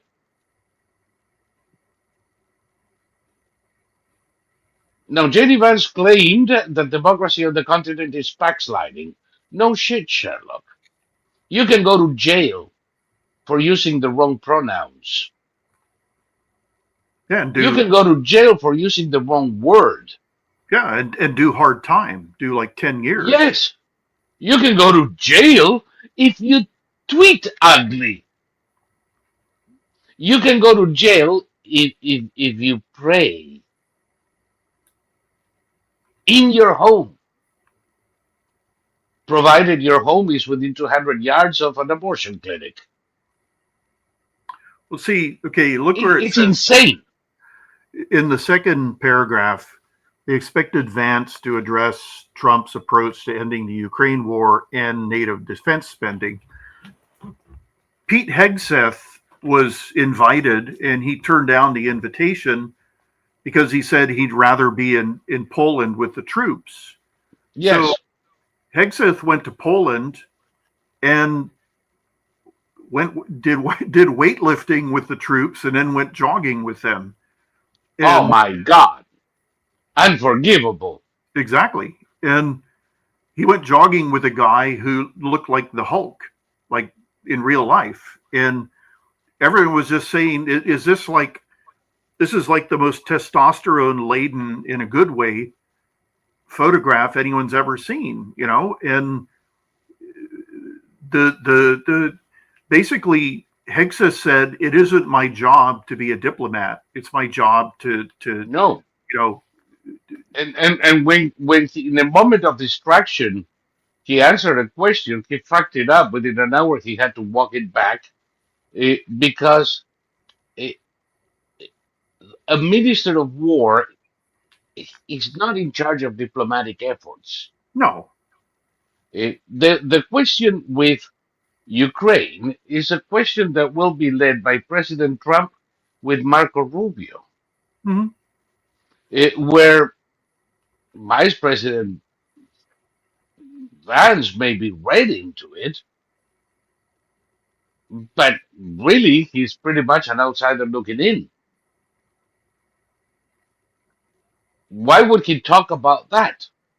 Well, also, nobody at this point, you know, Russia gets a vote, and if the Russians if the Russians continue along their path of demanding total victory and the essential extermination of Ukraine, which is what they're still demanding, Absolutely. then what's the point of having any talks with them? They have to be mashed into the ground, and they're not gonna respond with nukes because they don't have working nukes anymore. They ran out of men, so they tried to replace. They're bluffing with no cards, and Trump is going to call their bluff. Well, exactly, and this is the thing about Putin. Well, okay, was it you who told me about the the Russian oligarchs playing cards. Yes. Let me finish with this. We're going to go to the Russian oligarchs in a second. Uh, anyway, Vance said the larger threat was not from Russia, but from within Europe. No shit, Sherlock. The threat I worry most about is the retreat of Europe from some of its most fundamental values, values it shares with America. And he was calling out their censorship, their unrestricted migration, the imposition of unrestricted migration upon countries that don't want it. So, you know, it was perfect. Now, this paper that accuses Vance of, um, let's say, attacking Europe, look at this, at these other headlines. New State Department gender policy leaves transgender Americans in legal limbo. Hmm? What the fuck does that even mean? I don't know. Many report that they aren't able to get passwords. You're not able to get a password with an X for sex, moron. You have to pick F or M. Yeah. Because, the era of idiocy is over. In some cases, they had the documents withheld. Well, if you want it with an X, you're screwed. Otherwise, fuck off. J.D. Vance attacks Europe on immigration. There we go with that one.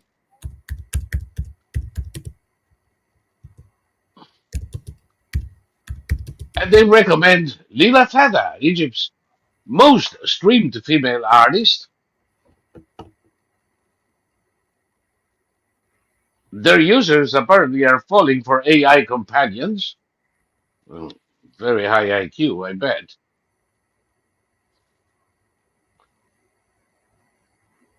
High-ranking German conservative. EU should consider 0% tariffs on US. Oh boy. You know why that is. Trump is just signed an executive order imposing reciprocal tariffs. Ooh, there's a lot of people in this world that are going to find out that they cannot fleece America anymore. Some Democrat representative, says the lady, who went to Munich, said that Vance and Hexet did not speak for America. I beg to differ. That asshole doesn't speak for America. I don't speak for America. The official delegation sent by the President of the United States does. Well, I mean, this weird thing, it's like saying he's not my president. Yeah. For Christ's sake, like, are you 5 years old? Just Yes, they are. They don't speak for America. Of course they do. It's like you just don't like what they're saying, and that's fine. You can hate what they're saying, but when you're pretending, I mean, it's literally like a little kid putting their fingers in their ears, going, "I can't hear you. I can't hear you." Nah, nah, nah, nah, nah, nah. No. Yeah, and that's the thing. They are for 5-year-olds. I'm not, like I said. The Democrats are going to be too busy between the anvils and the stakes now. Eh, Leave him alone. The guy said, "Who cares?" Aren't you tired of those news and people in social media? So and so said that. Who cares? Well, I call it the look what the bastards said now thing, where it's like, I mean, you're going to get it every day, and like The View. Look what Sonny Hostin said today. Well, it's like, why? I don't care what she said. I think she's the one who said that she's a flat earther, a literal flat earther, and it's like, why would I care? And the I don't know. I watch some of these TikToks to mock them. The people who are crying in their cars saying that Trump is going to set up death camps for transsexuals and all of that. And I just think it's funny because they're acting as if Trump is an unknown quantity. And these are adults who were alive and presumably aware when Trump was president the last time. And they're acting as if they have no idea who he is. It's Alive for sure. Aware? No. They weren't aware then. They're not aware now. They're in Lala freaking land, and they've always been. They well, actually think that Joe Biden was president. they have no excuses. And when people have no excuses, then I just mock them, and I don't care about their hurt feelings. I don't care about their fears. I don't care about anything. No. Apparently, the U.S. representative who was claiming that the vice president and the delegation sent by the U.S. president to speak on behalf of America at an international forum did not speak for America is none other than Jason Crow, representative from Aurora, Colorado. Oh, good old Aurora, yeah. Oh boy, and he speaks for America. Well, Yeah. he speaks for Tren de Aragua. He speaks for Venezuelan narco terrorists. Is who he speaks There for. you go. There you go. Oh God. Dev says that the trans are a whiny bunch. Well, tell me something I don't know. Frankly, wouldn't you whine if you found out that you cut off your dick for no reason? Well, I mean, I'm so had it with this shit. I cannot be ecumenical anymore. I cannot pretend to care. I cannot pretend that I actually empathize with these poor fellows. I don't anymore. The Democrats have erased any last shred of empathy that I had. well, it's like everything they do. They rob the word racist of all meaning. They rob the concept of somebody feeling that they need to transition to the opposite gender in order to feel that they at least are going to be content in their lives. They've ruined the entire concept. Mainstream gays have been saying for the last 4 or 5 years that they've ruined the whole concept of all of that. Basically, they've ruined the concept of any non-heterosexual way of life, and I think that's not true because Trump. Okay, there are lots of very prominent gay Republicans, and nobody on our side refers to them as gay Republicans. They're just Republicans. And Number one. and so our side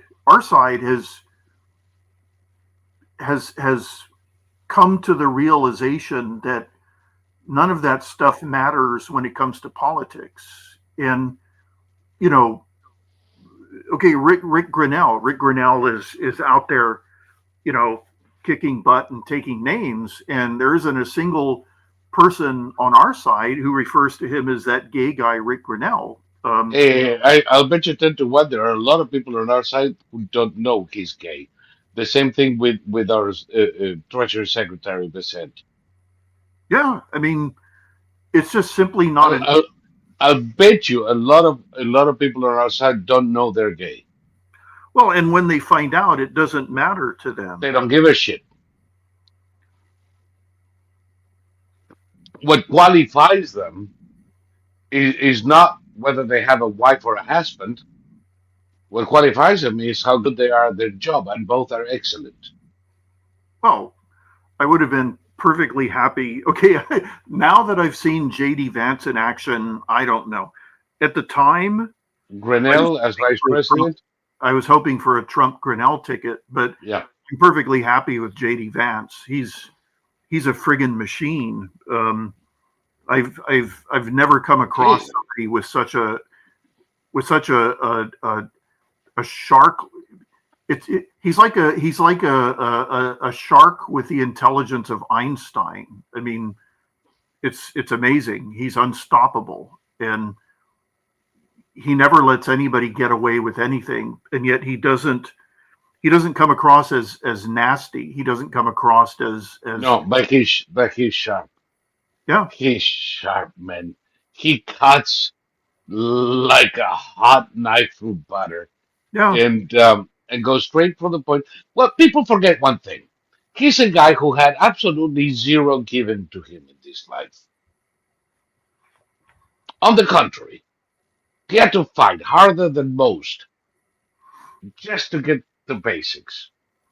He went to Yale, a freaking hillbilly.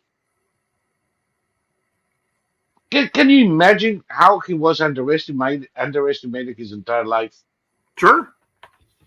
And yet he excelled. It turns out he was brighter than most people around him. And that's why he's had the career he's had since. And he demonstrated it, and he does every time there is an interview where some little ink shitter wants to get the better of him and gets blasted. Vance is no Pence. I think I think the moment that everyone will always remember is that crone saying it's only been a few apartment buildings that have been taken over, only a handful. And he said, "Are you, can you hear yourself talking? Yeah, Only a yeah. handful of apartments in the United States of America." How many is the limit? Exactly. And that was perfect. You're absolutely right. That was absolutely perfect. And he's like that with everyone. His mind zeroes in on the crux of the matter and grabs it. Eh, I think we're gonna have Vance for a long time. Yeah, and you and I have spoken about the number of vice presidents who followed their president and given us what 8 years, 12 years, whatever. I think in this case, Trump definitely chose him as his successor Yeah, because he's definitely proved that. I mean, okay, at the time, I liked Mike Pence fine, but I I think did too. Vance is in a whole nother league. I didn't have a problem with Pence, but I do think that JD Vance is in a whole nother league. No, but even when I didn't have a problem with Pence, I do now. But even when I didn't, the enforced error that facilitated the demise of General Flynn Mhm. in the first Trump administration, when he started answering bullshit he should have avoided like the plague because he wasn't bred on it. Eh, but he wasn't intelligent enough, and a little flusy was able to trip him over. Eh, and that is something that Vance has avoided Mhm. and turned it on to them. Vance is quicker at the gate that Pence could ever hope to be. Yeah, and okay, Vance is a politician, but he's something more. He's truly he's a different man than he was, say, 5 years ago. And now that I think all of Trump's choices are going to grow in ways that they never thought they themselves would grow.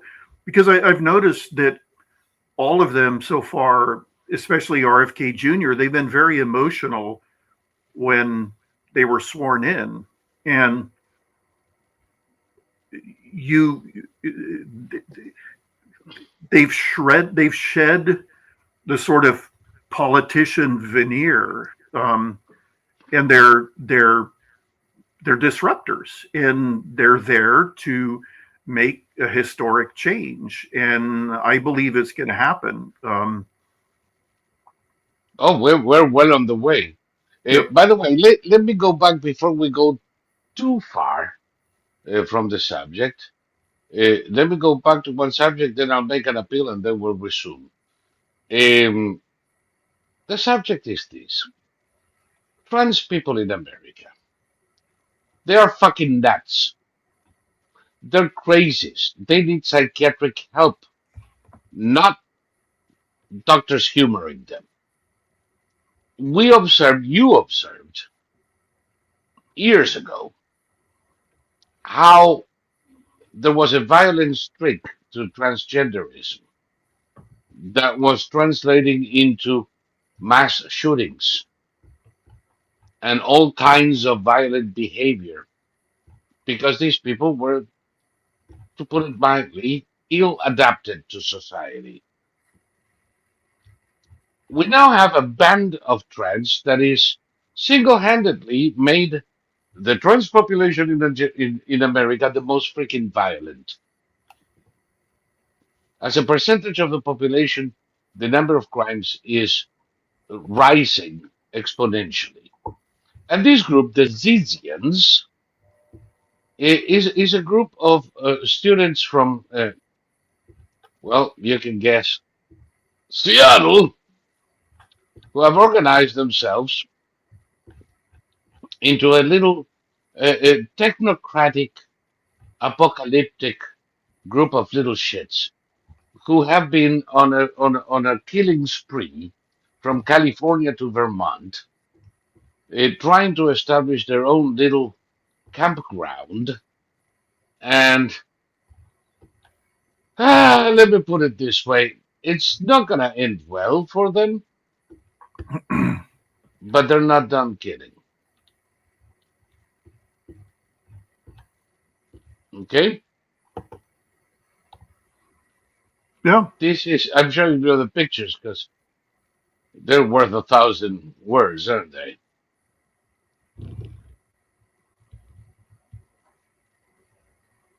And this is the closest thing I've seen to the Mason group. The Mason group. Yeah, the Charles Mason family. This is not the Charles Mason family, but Manson. Manson, not Mason, Manson. But it behaves in the same manner. Mm-hmm. Well, they're delusional. They're spoiled. And, you know, at some point, they're going to send some real trigger pullers after them, and they're going to wish that their mothers had never met their fathers. And, you know. Yep. Coming pretty soon. Yeah. To New Jersey or Vermont, wherever they happen to be this week.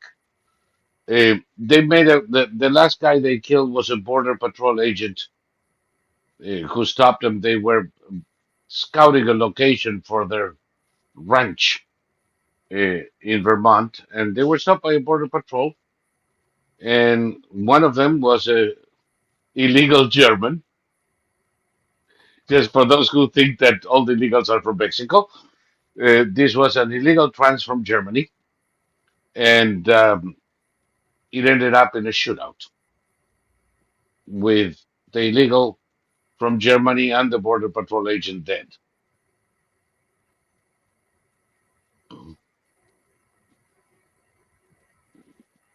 Well, I watch a lot It's of. gonna be bad.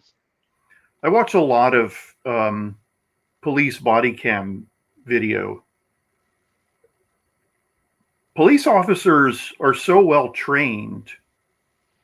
I mean, the press loves to show police fiascos.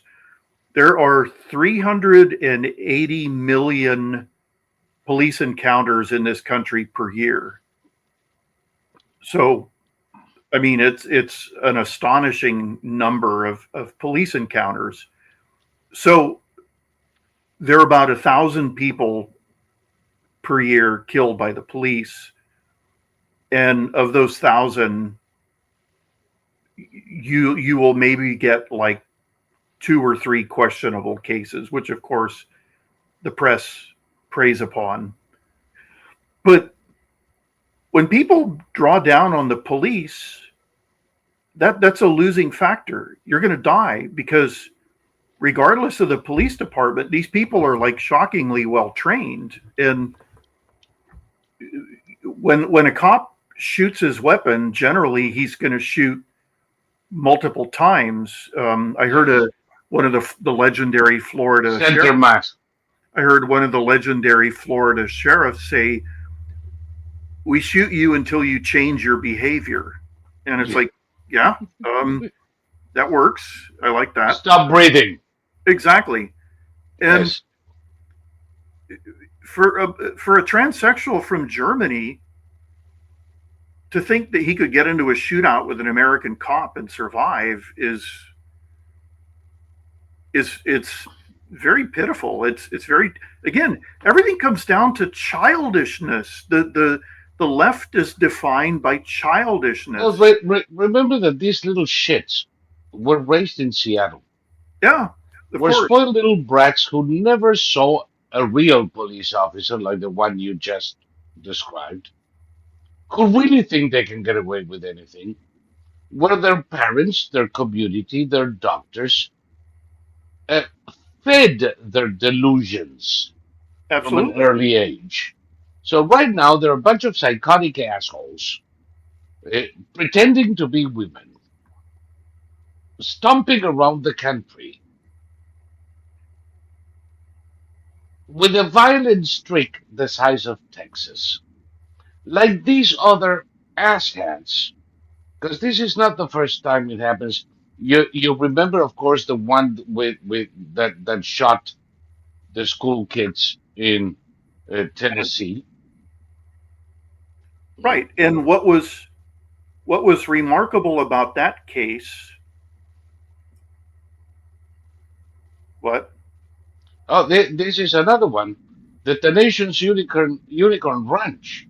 They had a transgender heaven raising alpacas, and then they started threatening the community, shooting everybody. It was the same shit all over again. People can take a look at this, and you know, good night, all right, in the crosshairs. You know, Why are they still talking about the alt right? There is no alt right. It doesn't exist. well, they're talking about a date they don't have anymore. They are psychotic morons. The thing about the Tennessee mass shooting that everybody should keep in mind is that the four officers who went into the building didn't know each other. And they put together a strike team at that exact moment. They went right to where the transsexual shooter was shooting, and the second they saw her, they opened fire. And my favorite part about that was that the cop with the rifle opened fire as well as the cop with the shotgun. The transsexual shooter fell on the ground, and then a detective put 4 pistol rounds into the top of her head and then yelled, "Stop moving." It's like, I don't think that's going to be a problem. And If, at which point she moved no more. exactly. And Yes. they released that body cam footage the same day of the shooting because they wanted to send a message. This is what we do to these type of people here. And that one shooter all by herself made transsexuals the most violent demographic in the United States Yes. per capita. Yes, and they are growing, and they have, these communes, and that always turn into violent outfits. Um, this is not fun. Well, I don't know. So, as far as I'm concerned, screw them, but not necessarily the way they like it. Just, out with that. I'm sick and tired of the thing. I'm glad that one of Trump's first EOs was to end this pronoun bullshit and this multiple genders bullshit. And finally, and that's why those European critics were decrying, You cannot be an X sex anymore. The U.S. government recognizes male and female, and the correct pronouns in the English language.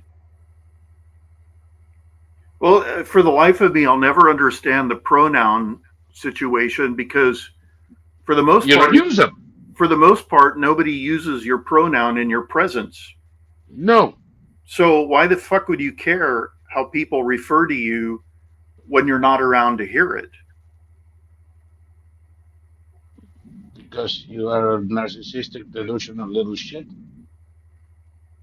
Apparently, with a touch of paranoid schizophrenia. no. It's all. I mean, okay. The current thing to do for women is to sit in their cars and lecture the world on how things should be done. It's like, you're doing this because you saw other people doing it. That's all. A car is a stupid place to sit in. If you want to, well, I mean, if you're lecturing the world anyway, I can't take you seriously. But I can take you less seriously when you're in your car and you're hysterical and you have a nose ring and you're saying That bitch with the nose ring. Ah, I don't know. I just it's just so infantile. My brother had a good point about the hippies. I grew up at the tail end of the hippie movement, so I remember hippies. And these people were super intelligent. They all went to college. They you could disagree with them, they were very well educated for the most part. You could disagree with them, but they could argue their point. And today, people are so infantilized that they put out videos where they're just screaming. I'm now screaming, or they have literal tantrums on the floor like a toddler. Yeah. There's something more about the hippies. They didn't mean to impose anything on anybody. True. They did not advocate violence. On the contrary, they wanted to be left the crap alone to live their simple life outside of the consumer society by themselves. And in many cases, they managed to do that for 50 years. Now, the children didn't much fucking enjoy that, so eventually, there are still a few hippie communes out there of aging hippies. It, I was in two hippie colonies in my day. You know, out of curiosity, if nothing else. One of them, I think I told you once, was in Brazil when I was there, and I could have stayed there. I just did not buy the lifestyle. Uh, Although I must say, at that age, this free love thing attracted me quite a bit. Remember, this is pre-AIDS. But seriously, hippies were, for the most part, very intelligent, good people who meant no harm, who just wanted to live, a life devoid of the pressures of the rat race, of consumerism. In some points, I think they were right, although perhaps exaggerated. Um, One of my granduncles was one of the true authentic hippies that I know. He left the consumer society never to return and spent his entire life making whatever he needed for himself and not participating in, how shall I say, in the consumer society at all. I don't see a problem with them. Well, when you look back, when you look at, say, the Weather Underground and the number of former hippies who became violent was minuscule compared to the number of people who were Minimal. hippies. And that whole notion, I mean, you could actually count the violent protests almost on the fingers of one hand during the entire hippie area.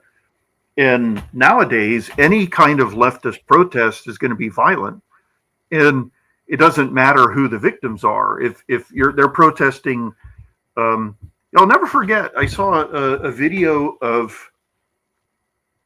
Antifa protesting for black people, for BLM, and it was in D.C. And there was this young black guy who was just kind of hovering around. He was a resident, and they started to get stuff together to set a fire. So he just walked up and he started kicking out the fire, and he said, "Don't be doing that wild stuff here." You know, and they said, they were trying to tell him, "We're doing this for you, my brother." And he's like, "You're making a mess. I don't want this here." And they were just like, they were like zombies. And finally he said to one of them, "Where are you from?" And he said, "Virginia." And the guy laughed and he said that the Commonwealth would grill your ass if you pulled that stuff up in Virginia. Get out of here. Nobody here wants you here. This is a black neighborhood. Knock it off. Like we don't go for this. And they couldn't. It did not compute. They were all white. Every single one of them was white. And they were doing this for the black man. And here's the authentic black man who lives in the neighborhood saying, "Don't do this." And they're going to do it anyway. But eventually he stood his ground, and they all went somewhere else. They were all, what do we do now? They couldn't destroy anything, so they didn't know what to do. And it was pathetic. It was almost a Monty Python sketch. That's become a cliche to say that, but it was almost a Monty Python sketch. Yeah, well, a cliche. Monty Python were precursors. They saw the future. Mm-hmm. The Monty Python is the Nostradamus of our age. Mm-hmm. The only thing that still has not come to pass is the Ministry of Silly Walks, but I expect it any moment in England now. Well, it's definitely going to happen in Europe somewhere. They're going to have the Ministry of non pedonormative. No, that's not the right word. The normative. Take a look at Spain. They have 37 ministries right now. I guarantee you there is one that's going to make you laugh. My favorite is the Ministry of Equality. The Ministry of Equality. Okay. Yes. So it's definitely 50% men, 50% women. I don't know. Nobody knows. 100% equally poor, fucked by the government, and run over by illegals from Morocco. Now they're going to do something. It'll be the let's see, what's the Latin term for walk? See, they say heteronormative, non-heteronormative.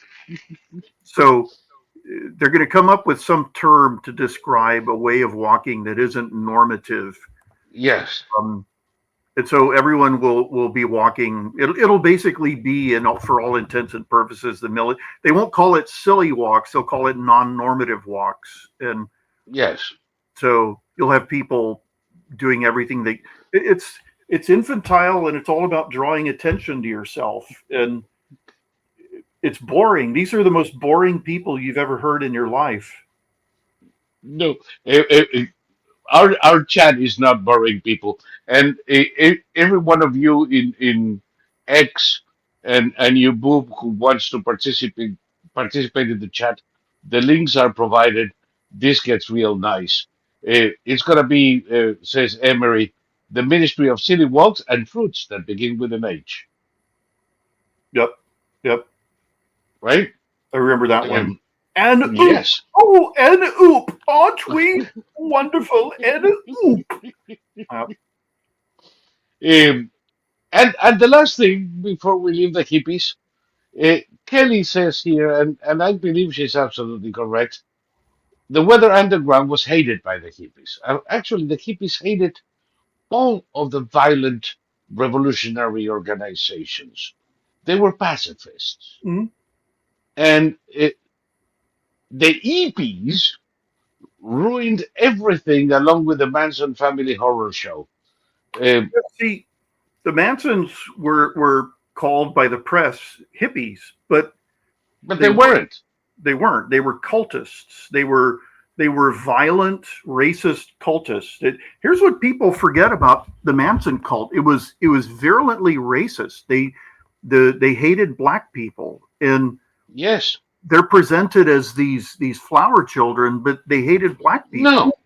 They wanted to start the race war. Yep. Counter, counter kind of Yeah. shit. Yeah. No, no, they were psychopaths, no question about that. But but no, I still I don't know. Maybe I have a soft spot for the hippies. They poor things, poor darlings. They were very, very. The last time I visited that colony in northern Brazil, it was all. I was in my 40s already. The youngest one in there was 50. Uh, they had no teeth. They were skinny mother. They looked like they just walked out of a concentration camp, and still lovely, affable, but very sick. I don't think any one of them made it to 80. Well, that's Um, the thing that when you're young, it's really easy to say, "Oh, I'm going to live off the grid, do this, that, and the other." I mean, I couldn't survive without my doctors, my dentists, whatever. Um, and if you're out in the jungle living away from the consumerist lifestyle, and you end up with tooth decay, you're gonna, like you said, you're gonna lose all your teeth yeah, if you're lucky, if you're lucky. Yeah, because if you have an infection because of lack of care, and you end up with a gum infection, chances are you're going into the 6 feet under locale before you can say, "Oh shit," yeah. because people don't realize. You know that was one of the first causes of death 200 years ago. Yeah, yeah, yeah. We take so many things for granted today. And then I have to deal with the fucking morons who say, you need to eat healthy. We can't have this. We can't have that. Oh, the pesticides are killing the planet. Oh, go fuck yourselves. Well, think about it. Those silent movies, the Chaplin movies, the Buster Keaton movies. Someone would always have a toothache. They go to the dentist, and the dentist would take a pair of pliers and yank out their tooth. Their Yes. problem solved. And it's like, well, Oh, how about the string tied to the door? yeah, exactly. Kaboom. No, what nobody talks about is if you get a tooth extracted, all your other teeth are going to start moving to fill that Yeah, hole, and you're going to end up with your teeth like on all this side crooked. be lying on their side, and on the other side of the hole they're going to be lying on that side. It's horrifying. I don't know. I like you said, we take so much for granted. I mean, just the Yeah, fact that you and I are on opposite coasts of this country and we're talking to each other without a problem. yeah. Fuck technology, man. And this didn't exist when you and I were young men. This didn't exist when I was an adult and a father. Yep. I started dabbling with this kind of shit the first time with a program called ICQ. Mm-hmm. Remember ICQ? Mm-hmm. It it was like magic in the early 90s. Of course, it didn't survive. But it was the first time that I could talk to friends and family all around the planet in a relatively easy way. Of course, it wasn't anywhere the quality that this is now. Oh yeah. Eh, But it was great. I was already, oh God, I had already lost my airline when I did this. That late in life. Holy I, crap. I was 38 when I first went online. It was because an 18-year-old asked me for my email, and I had to tell her I don't have an email, and she went, "You don't have an email?" So that was in San Francisco, and so I came back to Los Angeles and decided I'm going to go online. And it's like, okay, there was still dial up, right? So um, Mm. the computer I had, I had like I used a computer as a word processor, and it was a type. It was a Mac, but it had the black screen with the green letters on it. Yep. So I bought my first iMac, and it was the blueberry kind, the one that was all round and everything. And so I bought it, and Like Lisa. I took out the instructions, and it had like those army style drawings where it's just like, plug in, do this. It gave you no instructions on how to do anything. So somehow I got online and signed up to get my email and everything. And then I had no idea what to do. So I taught myself everything. And eventually, let's see, I was 38. My father lived till 85. And when he was 70, he asked me to teach him how to go online. And that was the most brutal experience of my life, because he would ask me But questions that he would ask me, what does this mean? And it'd be like some little nothing, like edge of a blinking light or whatever. And I'd say, it doesn't mean anything, ignore it. But what is it? What does it do? And it's like, and my mother told me later that when I would leave for the day, he'd come in and he'd tell her, I'm going to smash that thing with a sledgehammer. I'm never going to learn how to use it. But he became a computer whiz, and it was you, all me. you know what my most dreaded words coming from my father were? I want to go on the computer. I bought a new computer. Can you help me? Mm-hmm. Because every time i- whenever he ran into a problem he couldn't solve, he would buy another computer. Yeah. And that meant transferring all the data and the programs. Mm-hmm. And that meant days of working with my father overlooking the screen and asking me questions about every step. Mm-hmm. Of course, I kind of enjoyed it. That's what I did it. Eh, but he was of your father's generation and disposition, if you know what I mean. Mm-hmm. It drove me nuts. It drove me nuts. On the other hand, it made me into an expert. My father was incapable of being an instructor or a teacher, and he felt like the world's biggest idiot when he wanted to ask for help. Yeah. So once I got him online, he started learning everything himself by going to websites and everything. So he upgraded his computer, he bought new ones, he did everything for 15 years, all on his lonesome. And once I got him running, he never needed my help again. Um, but for that period of, it must have taken about 3 months to really get him going. And it was one of those things. I was always very respectful of my father. We never had shouting matches or anything like that. But I was fantasizing about, just like yelling at him as loudly as I could. Why aren't you listening? And I the reason I never lost my marbles was because I knew that he felt like an old idiot. And he wasn't an old idiot. He was old, but he was no idiot. And this was something that was so. I mean, I just thought back to teaching myself and then teaching my brother Tim how to use a computer, and this was so out of our norm, that as hard as it was for me, I was just trying to imagine my father trying to figure it out when he was in his 70s, and so he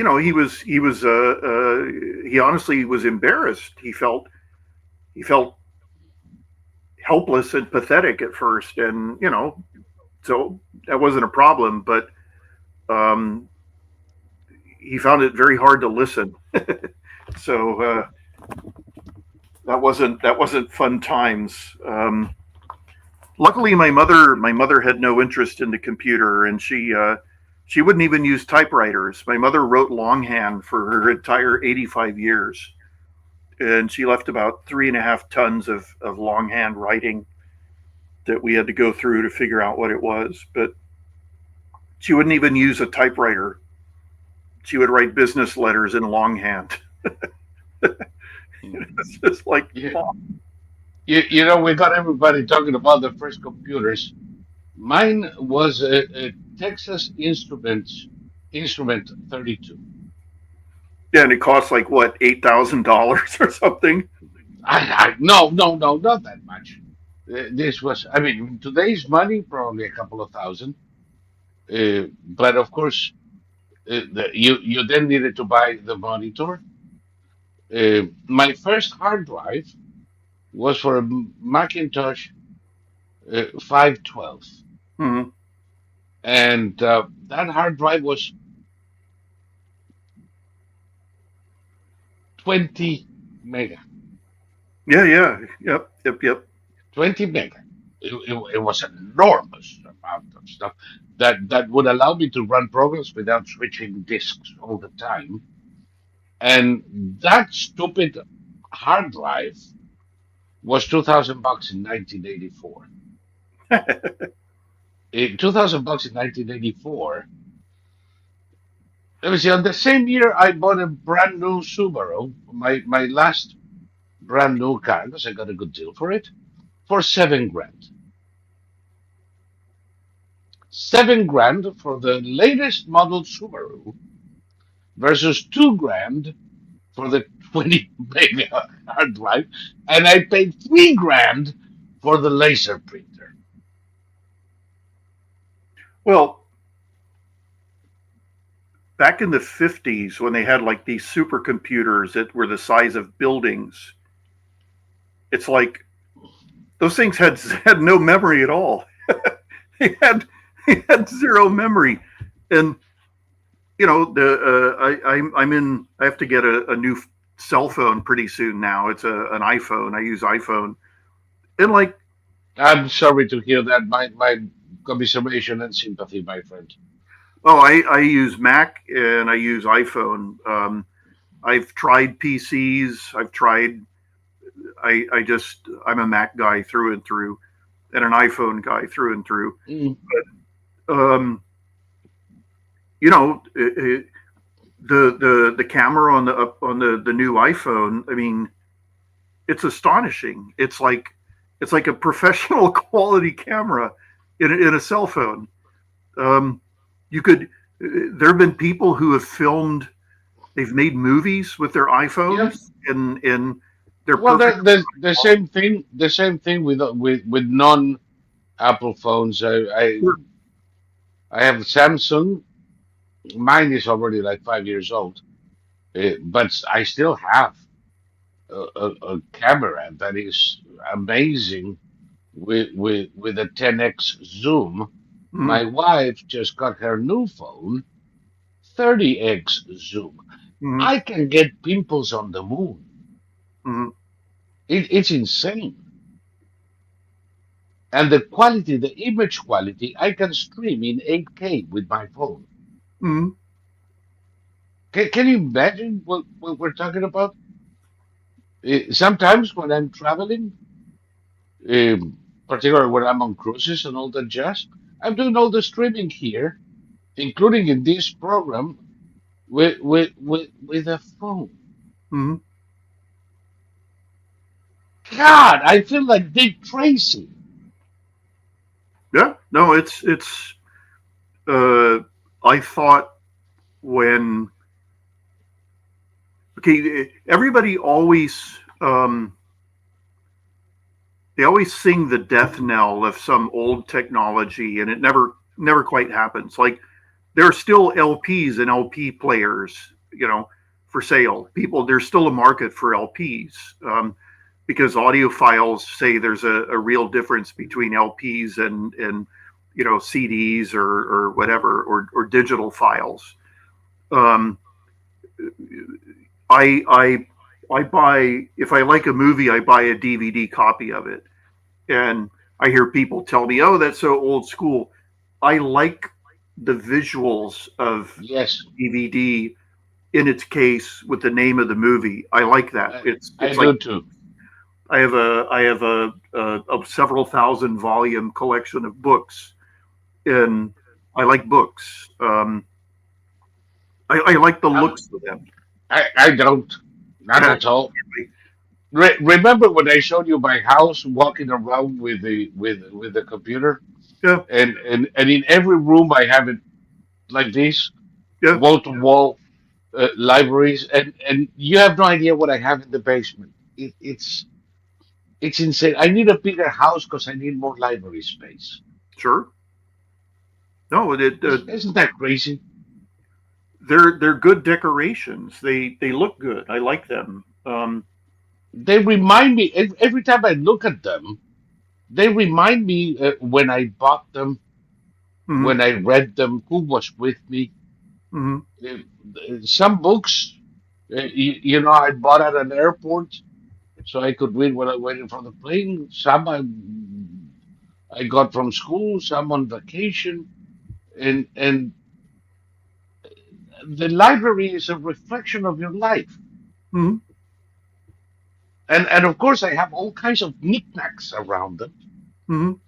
Uh, each one reminds me of a place, a person, or an event. So it's like my life's encyclopedia on the walls. Uh, there was some English philosopher who said that a gentleman's study should be a reflection of his character. And what better than a library to do that? Yep. Mm. And the other thing somebody mentioned on the chat, all the media that we saw come in and out and mentioned vinyl records. Vinyl records haven't gone anyplace. They're Yep. still there, and they're still the best way to listen to music there is. So they definitely Uh, have a different sound quality than digital music. Um, is the difference between listening to a symphony at La Scala in Milan or underwater with let's say, oh God, what's the name of the, oh, but to work underwater, we use that little fishbowl made of bronze on top of your head. the deep hard hat diver. A diver's hard hat. Yeah. Yeah. So if you listen, from underwater with a diver's hard hat, you get the CD. If you listen to it in the orchestra in La Scala in Milan, you get the vinyl. Well, since I collect old postcards and old photos, there's nobody's invented a plugin yet that can cure the silvering on the old photos. That Yes. and if you use a scanner, then you get this mess where it literally looks like a silvered photo. So I have to take pictures of my old Yes. postcards, and then that's you have to be really really careful. A lot of times it's almost impossible. Any amount of light is going to wreck the image. So I Yeah. don't successful a few times, but digital media does have its limitations, and it's great within my lifetime. If you wanted a photo from the National Archives, you had to hire a photographer to go into the National Archives and take a photo. And now everything I'm interested in is almost all of it's been digitized, and it's online. yep. And you just download it. I run into that with uh, photos from the Civil War. Mhm. I learned that one of my ancestors had a picture taken. Uh, he was in the general staff, and I found this repository in Pennsylvania, actually, where they had it, and they found it for me. But of course, I had to go over there and take a picture and all that jazz. And in the meantime, the whole collection was digitized, Mhm. and then I could just go online and download a high definition image, and it's fantastic. Mhm. It's made life so much easier, hasn't it? Yeah.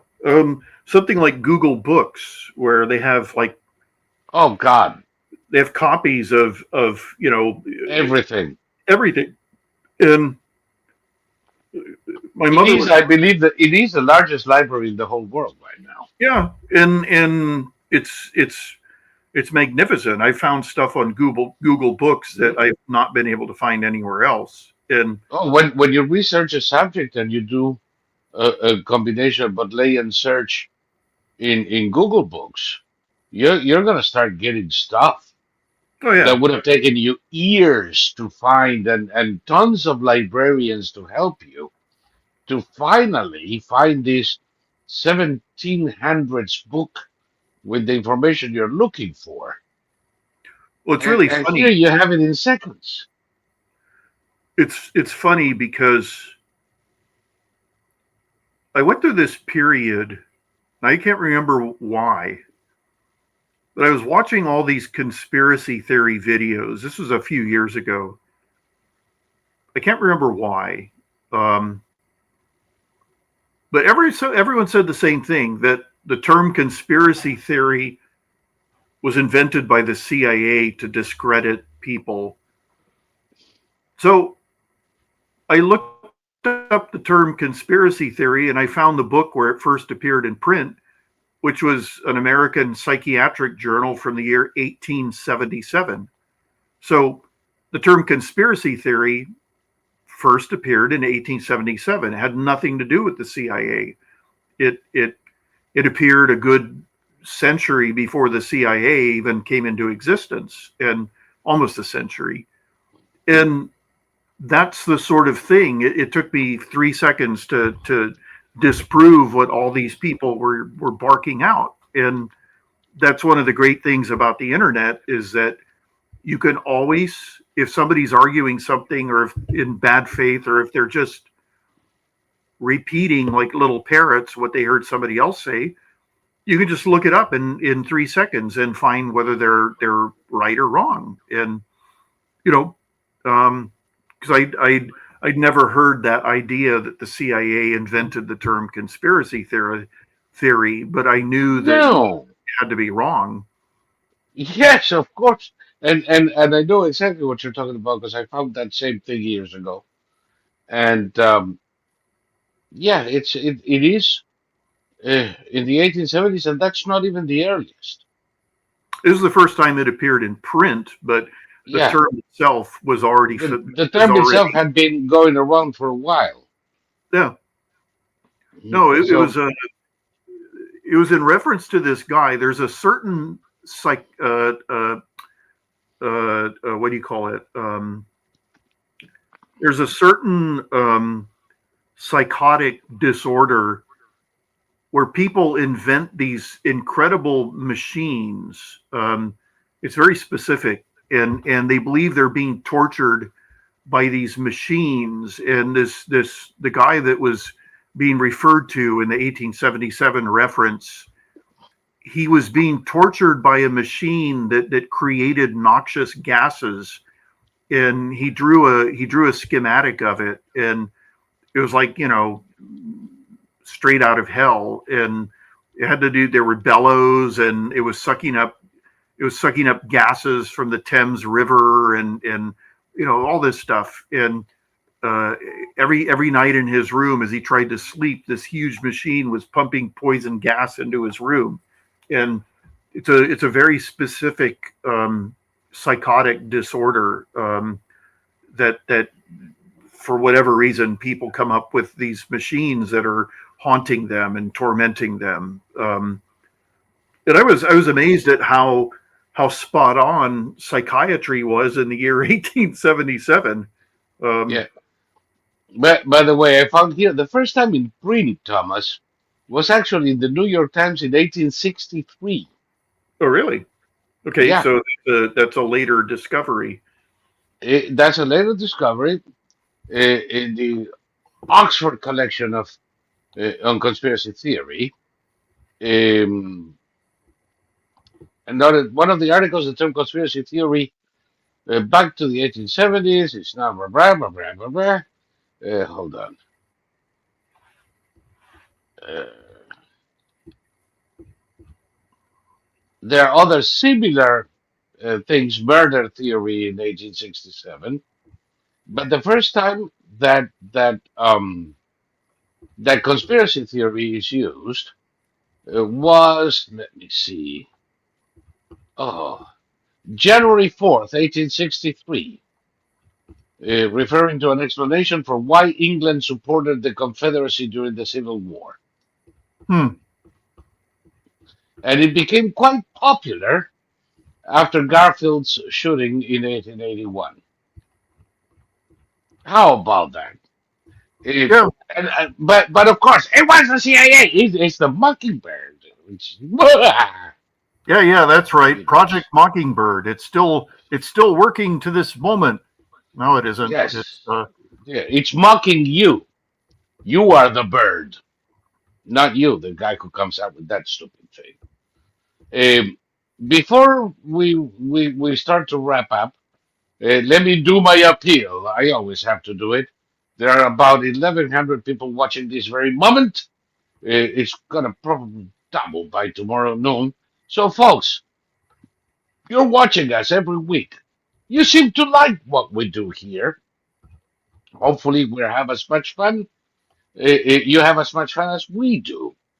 But none of this is free. It takes time. It takes effort. Thomas and I donate most of our time and equipment and internet usage and all the jazz. But there is a lot more than we need to keep this channel and uh, um, socialquadverum.com going. So please considering supporting us. You can do that in several ways. If you are in the chat here in Odyssey, you can click on support and send a donation straight to the channel.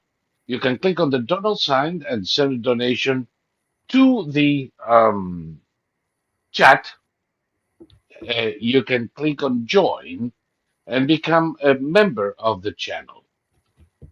You can also become or rather, make a contribution directly to Quadverum at quadverum.com/support us.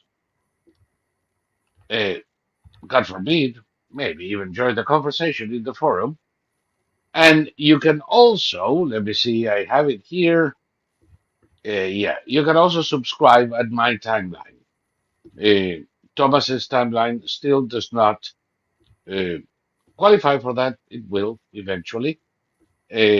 So for the moment, mine is the only one that we can, and the money goes to support all of this effort. So please do. And that's it. This is not NPR. I'm not going to talk for the next half an hour on this thing. So Thomas, back to the regular programming now. Um, why why do you think people fall so easily to this conspiracy theory bullshit? Well, the best explanation I've heard is that it's people who want to be part of the in crowd who are, because conspiracy theorists always tell others that, you know, you know what's really happening, don't you? They want to be the bearers of yeah, insiders and the bearers of secret information that nobody else knows. And you know, it's like there was a period a while back where everyone was the phrase Alex Jones was right was going around, and it's like, right about what? Yes, I remember that. About crisis actors? I mean, what was Alex Jones right about? No, Um, he was right that there was no shooting at Sandy Hook. yeah, I I mean, mean, the son of a bitch owes $2 billion because he was right about nothing. well, also, I mean, okay, what we're discovering about the federal government isn't out of the realm of possibility. Um, it's in fact it's so logical that something like this would happen given the staggering amounts of money involved. You know, very few people can avoid dipping their beaks into that money as it goes flowing past. And Mhm. apparently, leftists as a as a group are obsessed with power. And you know, you can buy one of the most common forms of power is the ability to buy people out. You know, buy them off rather. And it, it's all of that is perfectly rational, but the notion that the US government would stage mass shootings using crisis actors or take somebody and put some kind of chip in his head or turn him into a Manchurian candidate and sick him on a crowd full of kids in order to ban guns. Well, why is it then that under Obama and Biden, like almost every American, we have the highest gun ownership rates now in our country's history? Yeah. So if they're taking the time to stage these mass shootings, why are they getting the exact opposite To grab result? our guns. What? If they're staging this to grab our guns, how come we have more guns? Well, exactly. This is why Yeah. it's so stupid. And also, all these conspiracies are airtight. You never have a pilot who flew a chemtrail jet come out with his absolute proof that he's telling the truth. You never have somebody, one of the psychiatrists that they use to get Sirhan to murder RFK. You know, I heard somebody say Which, by the way, Sir Hassan was a fucking Palestinian asshole who murdered JFK because of his support for Israel. exactly. I mean, it's It is clear as can be. And why would people, including one of of RFK's sons, uh, why would they have it so difficult to believe when this is but one in a series of tens of thousands of murders at the hands of the same assholes? well. Also, I mean, there were people like standing a foot away from him when he shot RFK. I Yeah. mean, it Oh, was but they're all part of the conspiracy, don't you see? I guess. Oh, they happen to have a camera there.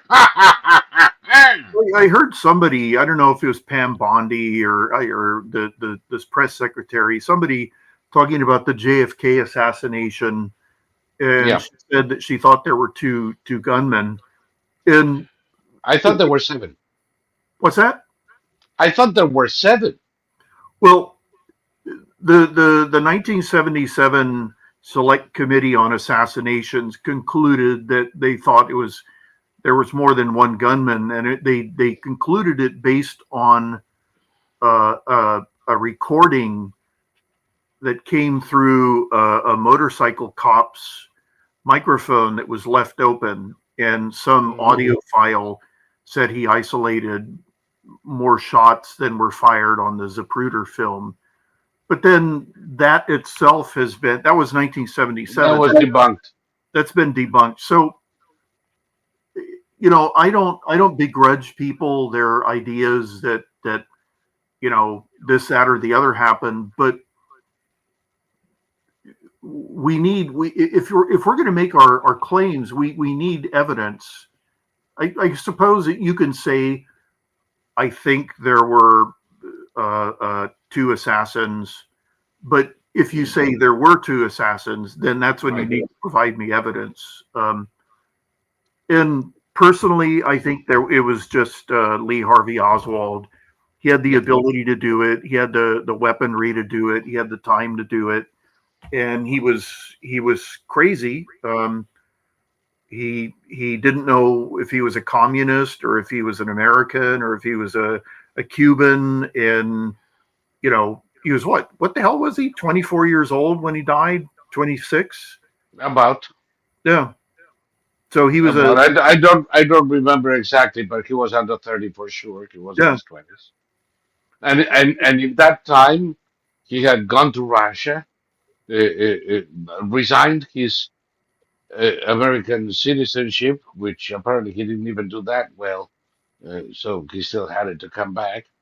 He tried to find asylum in Cuba through the Cuban embassy in Mexico. Uh, he was a communist, no question about that. That's probably the only thing that we know for certain. And, you know, he was a sharpshooter. Yeah. No, he had the ability to do what he did. He was dumb enough to defect to Russia or the Soviet Union, and then he found out life in the Soviet Union was pretty shitty.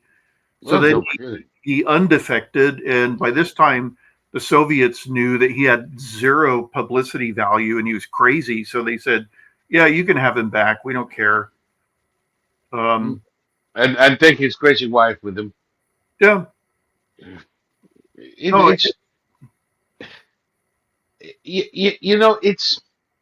It's difficult sometimes to realize that any nutcase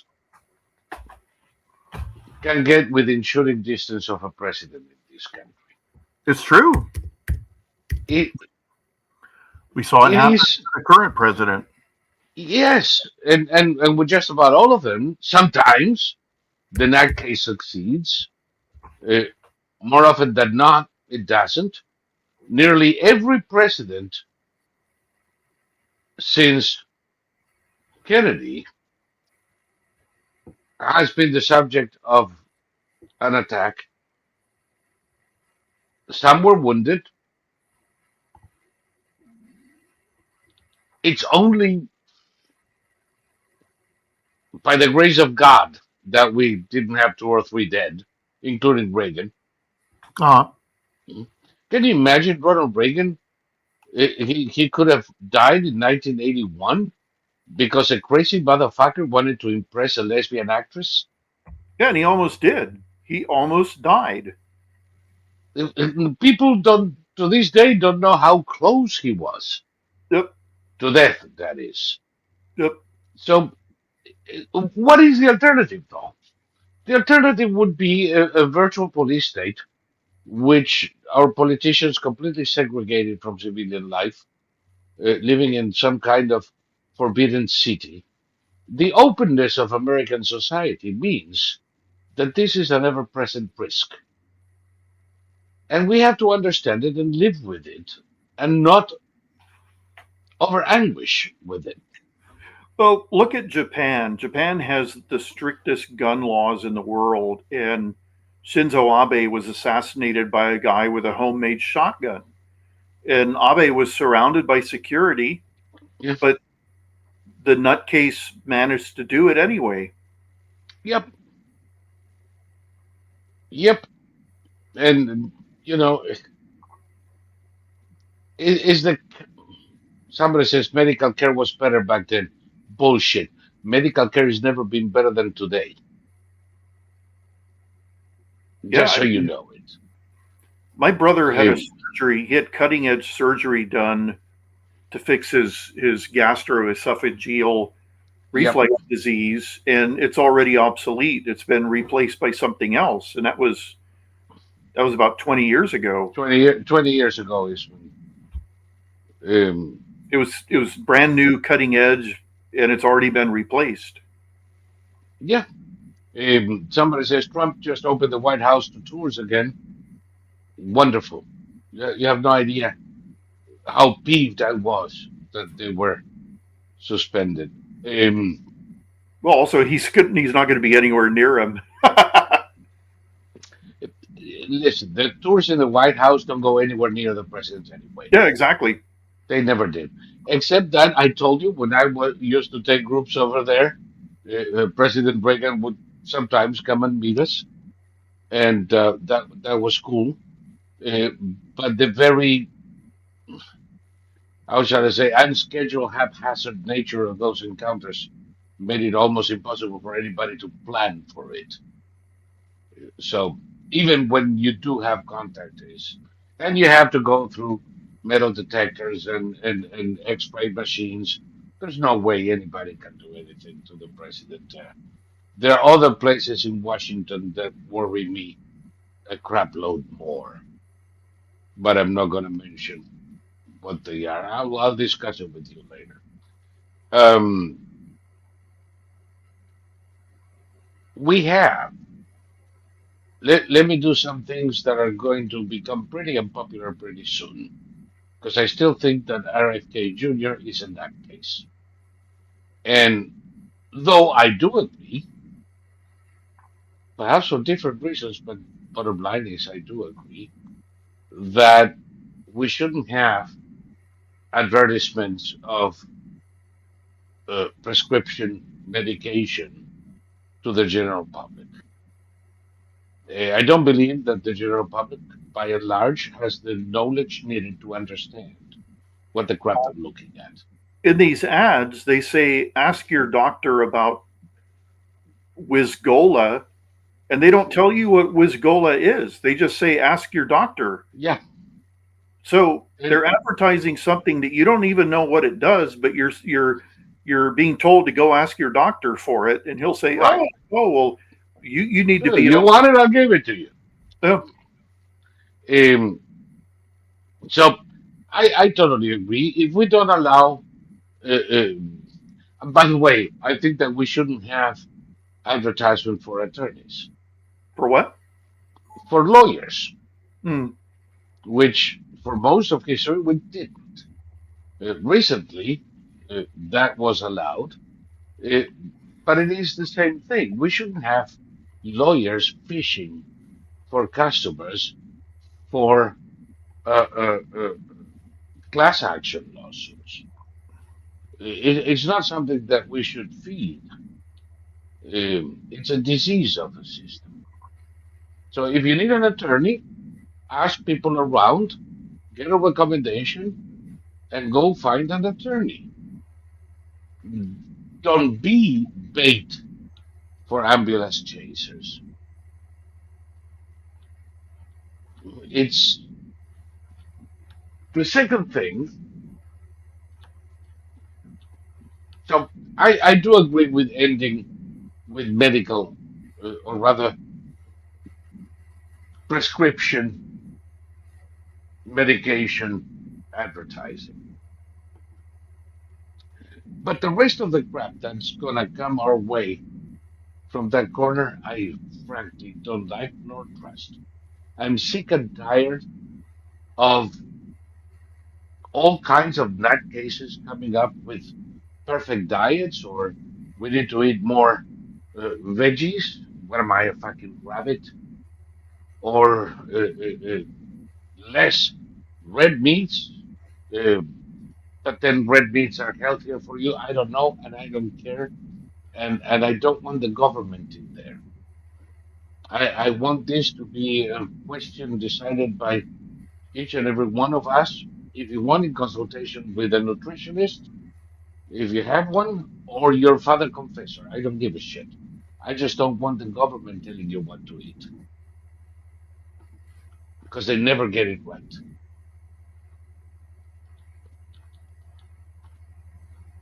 Remember when they were telling us not to replace butter with margarine, stop eating eggs, Hmm. and throw away the olive oil? Hmm. What, 10 years later is the opposite. I Yeah. don't like these fats. They can take the food pyramid and shove it up their asses. Well, they don't For even know what's. I mean, for a long time, the body mass index has been accepted as a way to tell how healthy you are. But if you go by that, then people with heavy musculature are considered obese, and right. so And by the way, do we have an obesity epidemic, or have we changed the way we measure obesity, and all of a sudden everybody is? I don't know. See, I used to. I just don't know. I don't trust any statistician anymore. The final statistics that went all leftist on us were the FBI criminal statistics, who they suddenly decided they weren't going to count crimes committed by non-Caucasians and all of that. Remember, for years they used to, in all the movies and everything, oh, the typical serial killer is a white man between the ages of 18 and 36 or whatever. Well, during that period, it was like, yeah, statistically, of course, he's going to be white because there's more white men out there doing that sort of stuff than any other group. If you look at per capita murders, for example, mass shootings, Asians are number one, blacks are number two, Native Americans are number three, and whites are number four. But they always tell and us, and trans are catching up with all of them. and who? Trans. Well, okay, I think now in terms of mass shootings, it would be transsexuals, Asians, blacks, Native Americans, and whites. But they're going to tell us that the most dangerous person in the world is a white male, and okay, it depends on where you are in the country, but just statisticians seem to be, by their very nature, dishonest. They seem to be people with agendas, and um, Yeah, they are. It's the easiest thing to manipulate, and people fall for it. And yeah, they're professionals of manipulation that are constantly dredging up shit so that they can prove the improvable and maintain the biggest fallacy with documented evidence. It's mostly bullshit. So I really tune it off. I don't care. Um, I know how to use statistics for risk evaluation. When you're doing investments, you better know how to use statistics, or you're going to lose. mm-hmm, Uh, but most people don't, and I don't think there are mistakes in this. I think there is bad milk. I think there are people purposely manipulating information to convince the bourgeoisie that the circle is a square. And I see it. I see it in action every day. And it doesn't worry me terribly, but it is a matter of concern for me.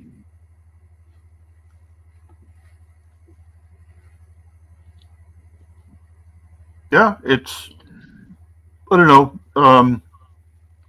I think it's going to take the country a long time to digest and then move beyond what's going to be dumped in our laps in the next 4 years.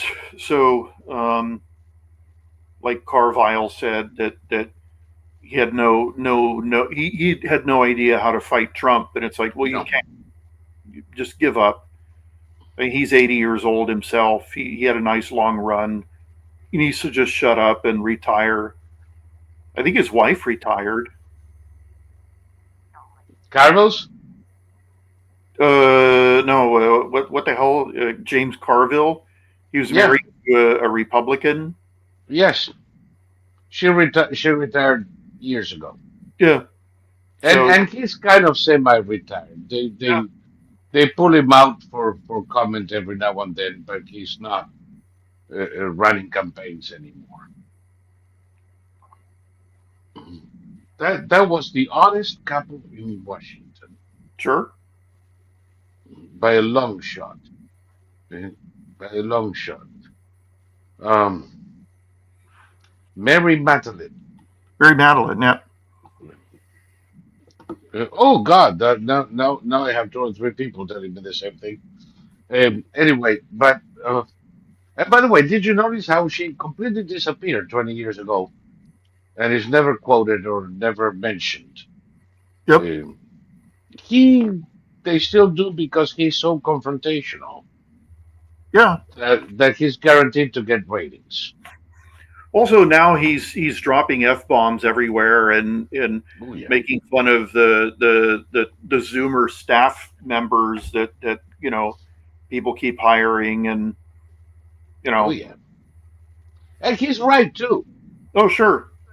I hate to say it, but on these things he's right. And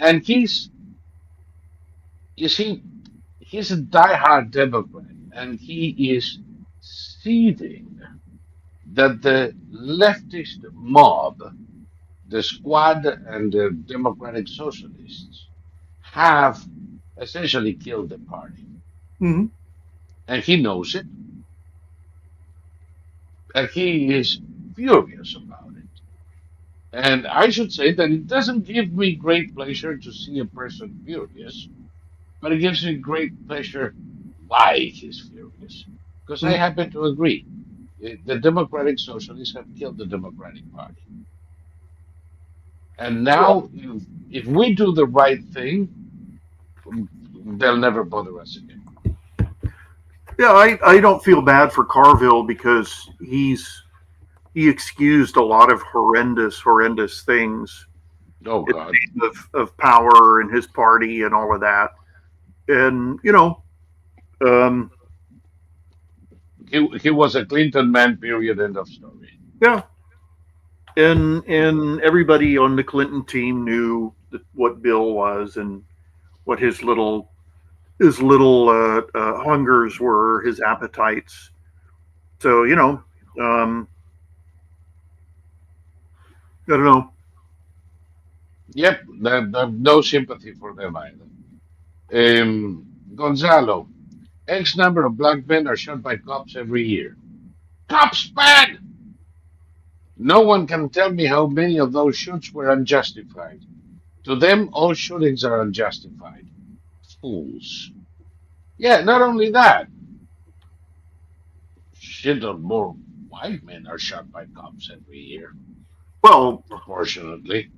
okay, the statistic that they always quote is raw numbers. So they say more black men are shot to death by cops than white men.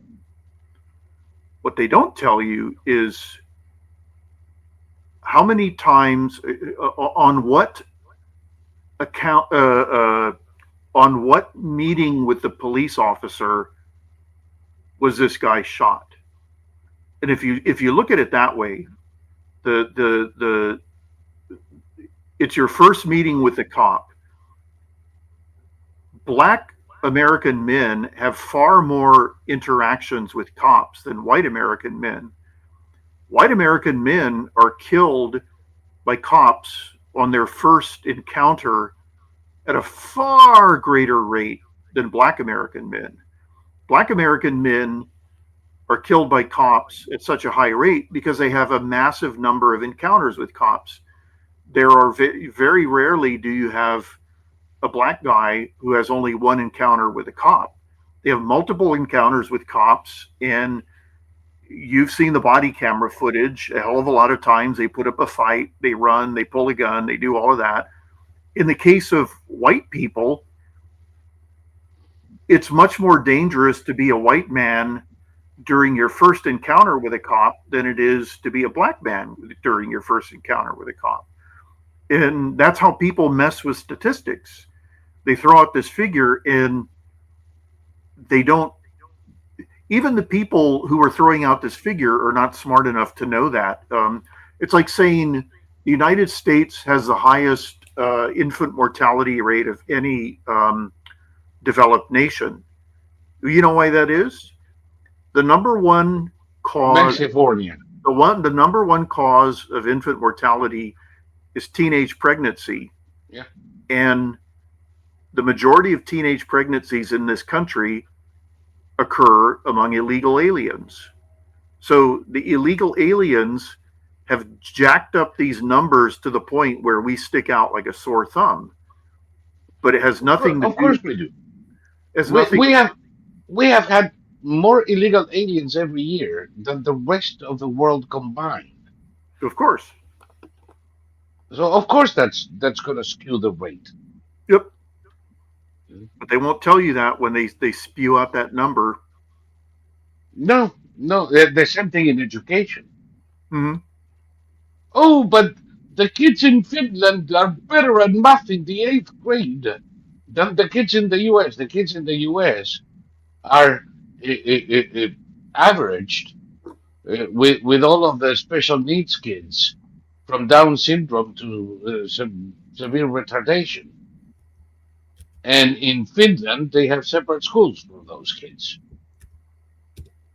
So the average uh, uh, uh, in the schools for kids who do not need the special need, who do not have special needs, is higher than the average for all the kids in the U.S.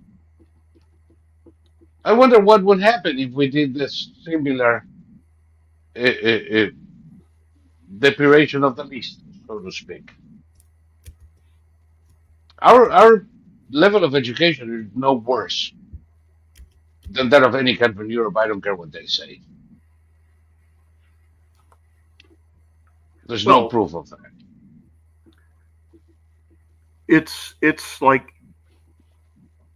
it's like eight leftist run cities that are dragging down all our statistics across the board. Yes. And if you take them out, then we're not doing very badly. No, you could say that without uh, 7 Democrat cities, the U.S. has the lowest rate of criminality in the world, not only the industrialized world. Just take Baltimore, New York, Philadelphia, St. Louis, Chicago, Boston out of the stats, and all of a sudden the U.S. and Los Angeles, of course, and the U.S. is a paradise with practically no violence. For crying out loud, in most of the U.S., you can leave the car in the parking lot with the keys in it. Mm-hmm.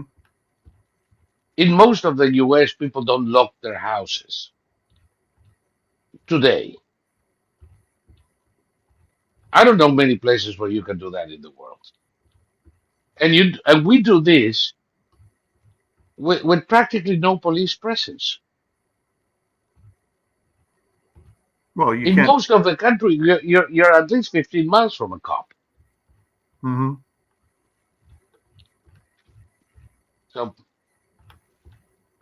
uh, we can never convince some people of this.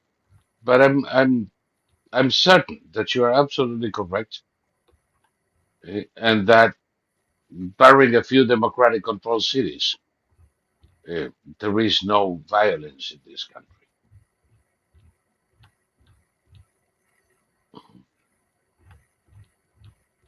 Anyway, we're 15 minutes over our self-allotted limit. Anything we needed to discuss we haven't? I don't think so. Uh, okay. Well, folks, we have come to an end. Thank you so much. Thank you to those who. Oh, wait a second. When a cousin from London visited me in Yorkshire, they were shocked the neighbors' kids left their bicycles outside. In London, they would have been stolen in a femtosecond. No doubt about that. Well, it's the same thing here. And I would say that there are neighborhoods in London, and certainly there are neighborhoods in New York, which are perfectly safe. Uh, but the problem is in the labor-run areas in England and in the Democrat-controlled areas in the US, violence is always up, criminality is always up, and we have to live with that. But it is neither a reflection on the UK nor a reflection on the US.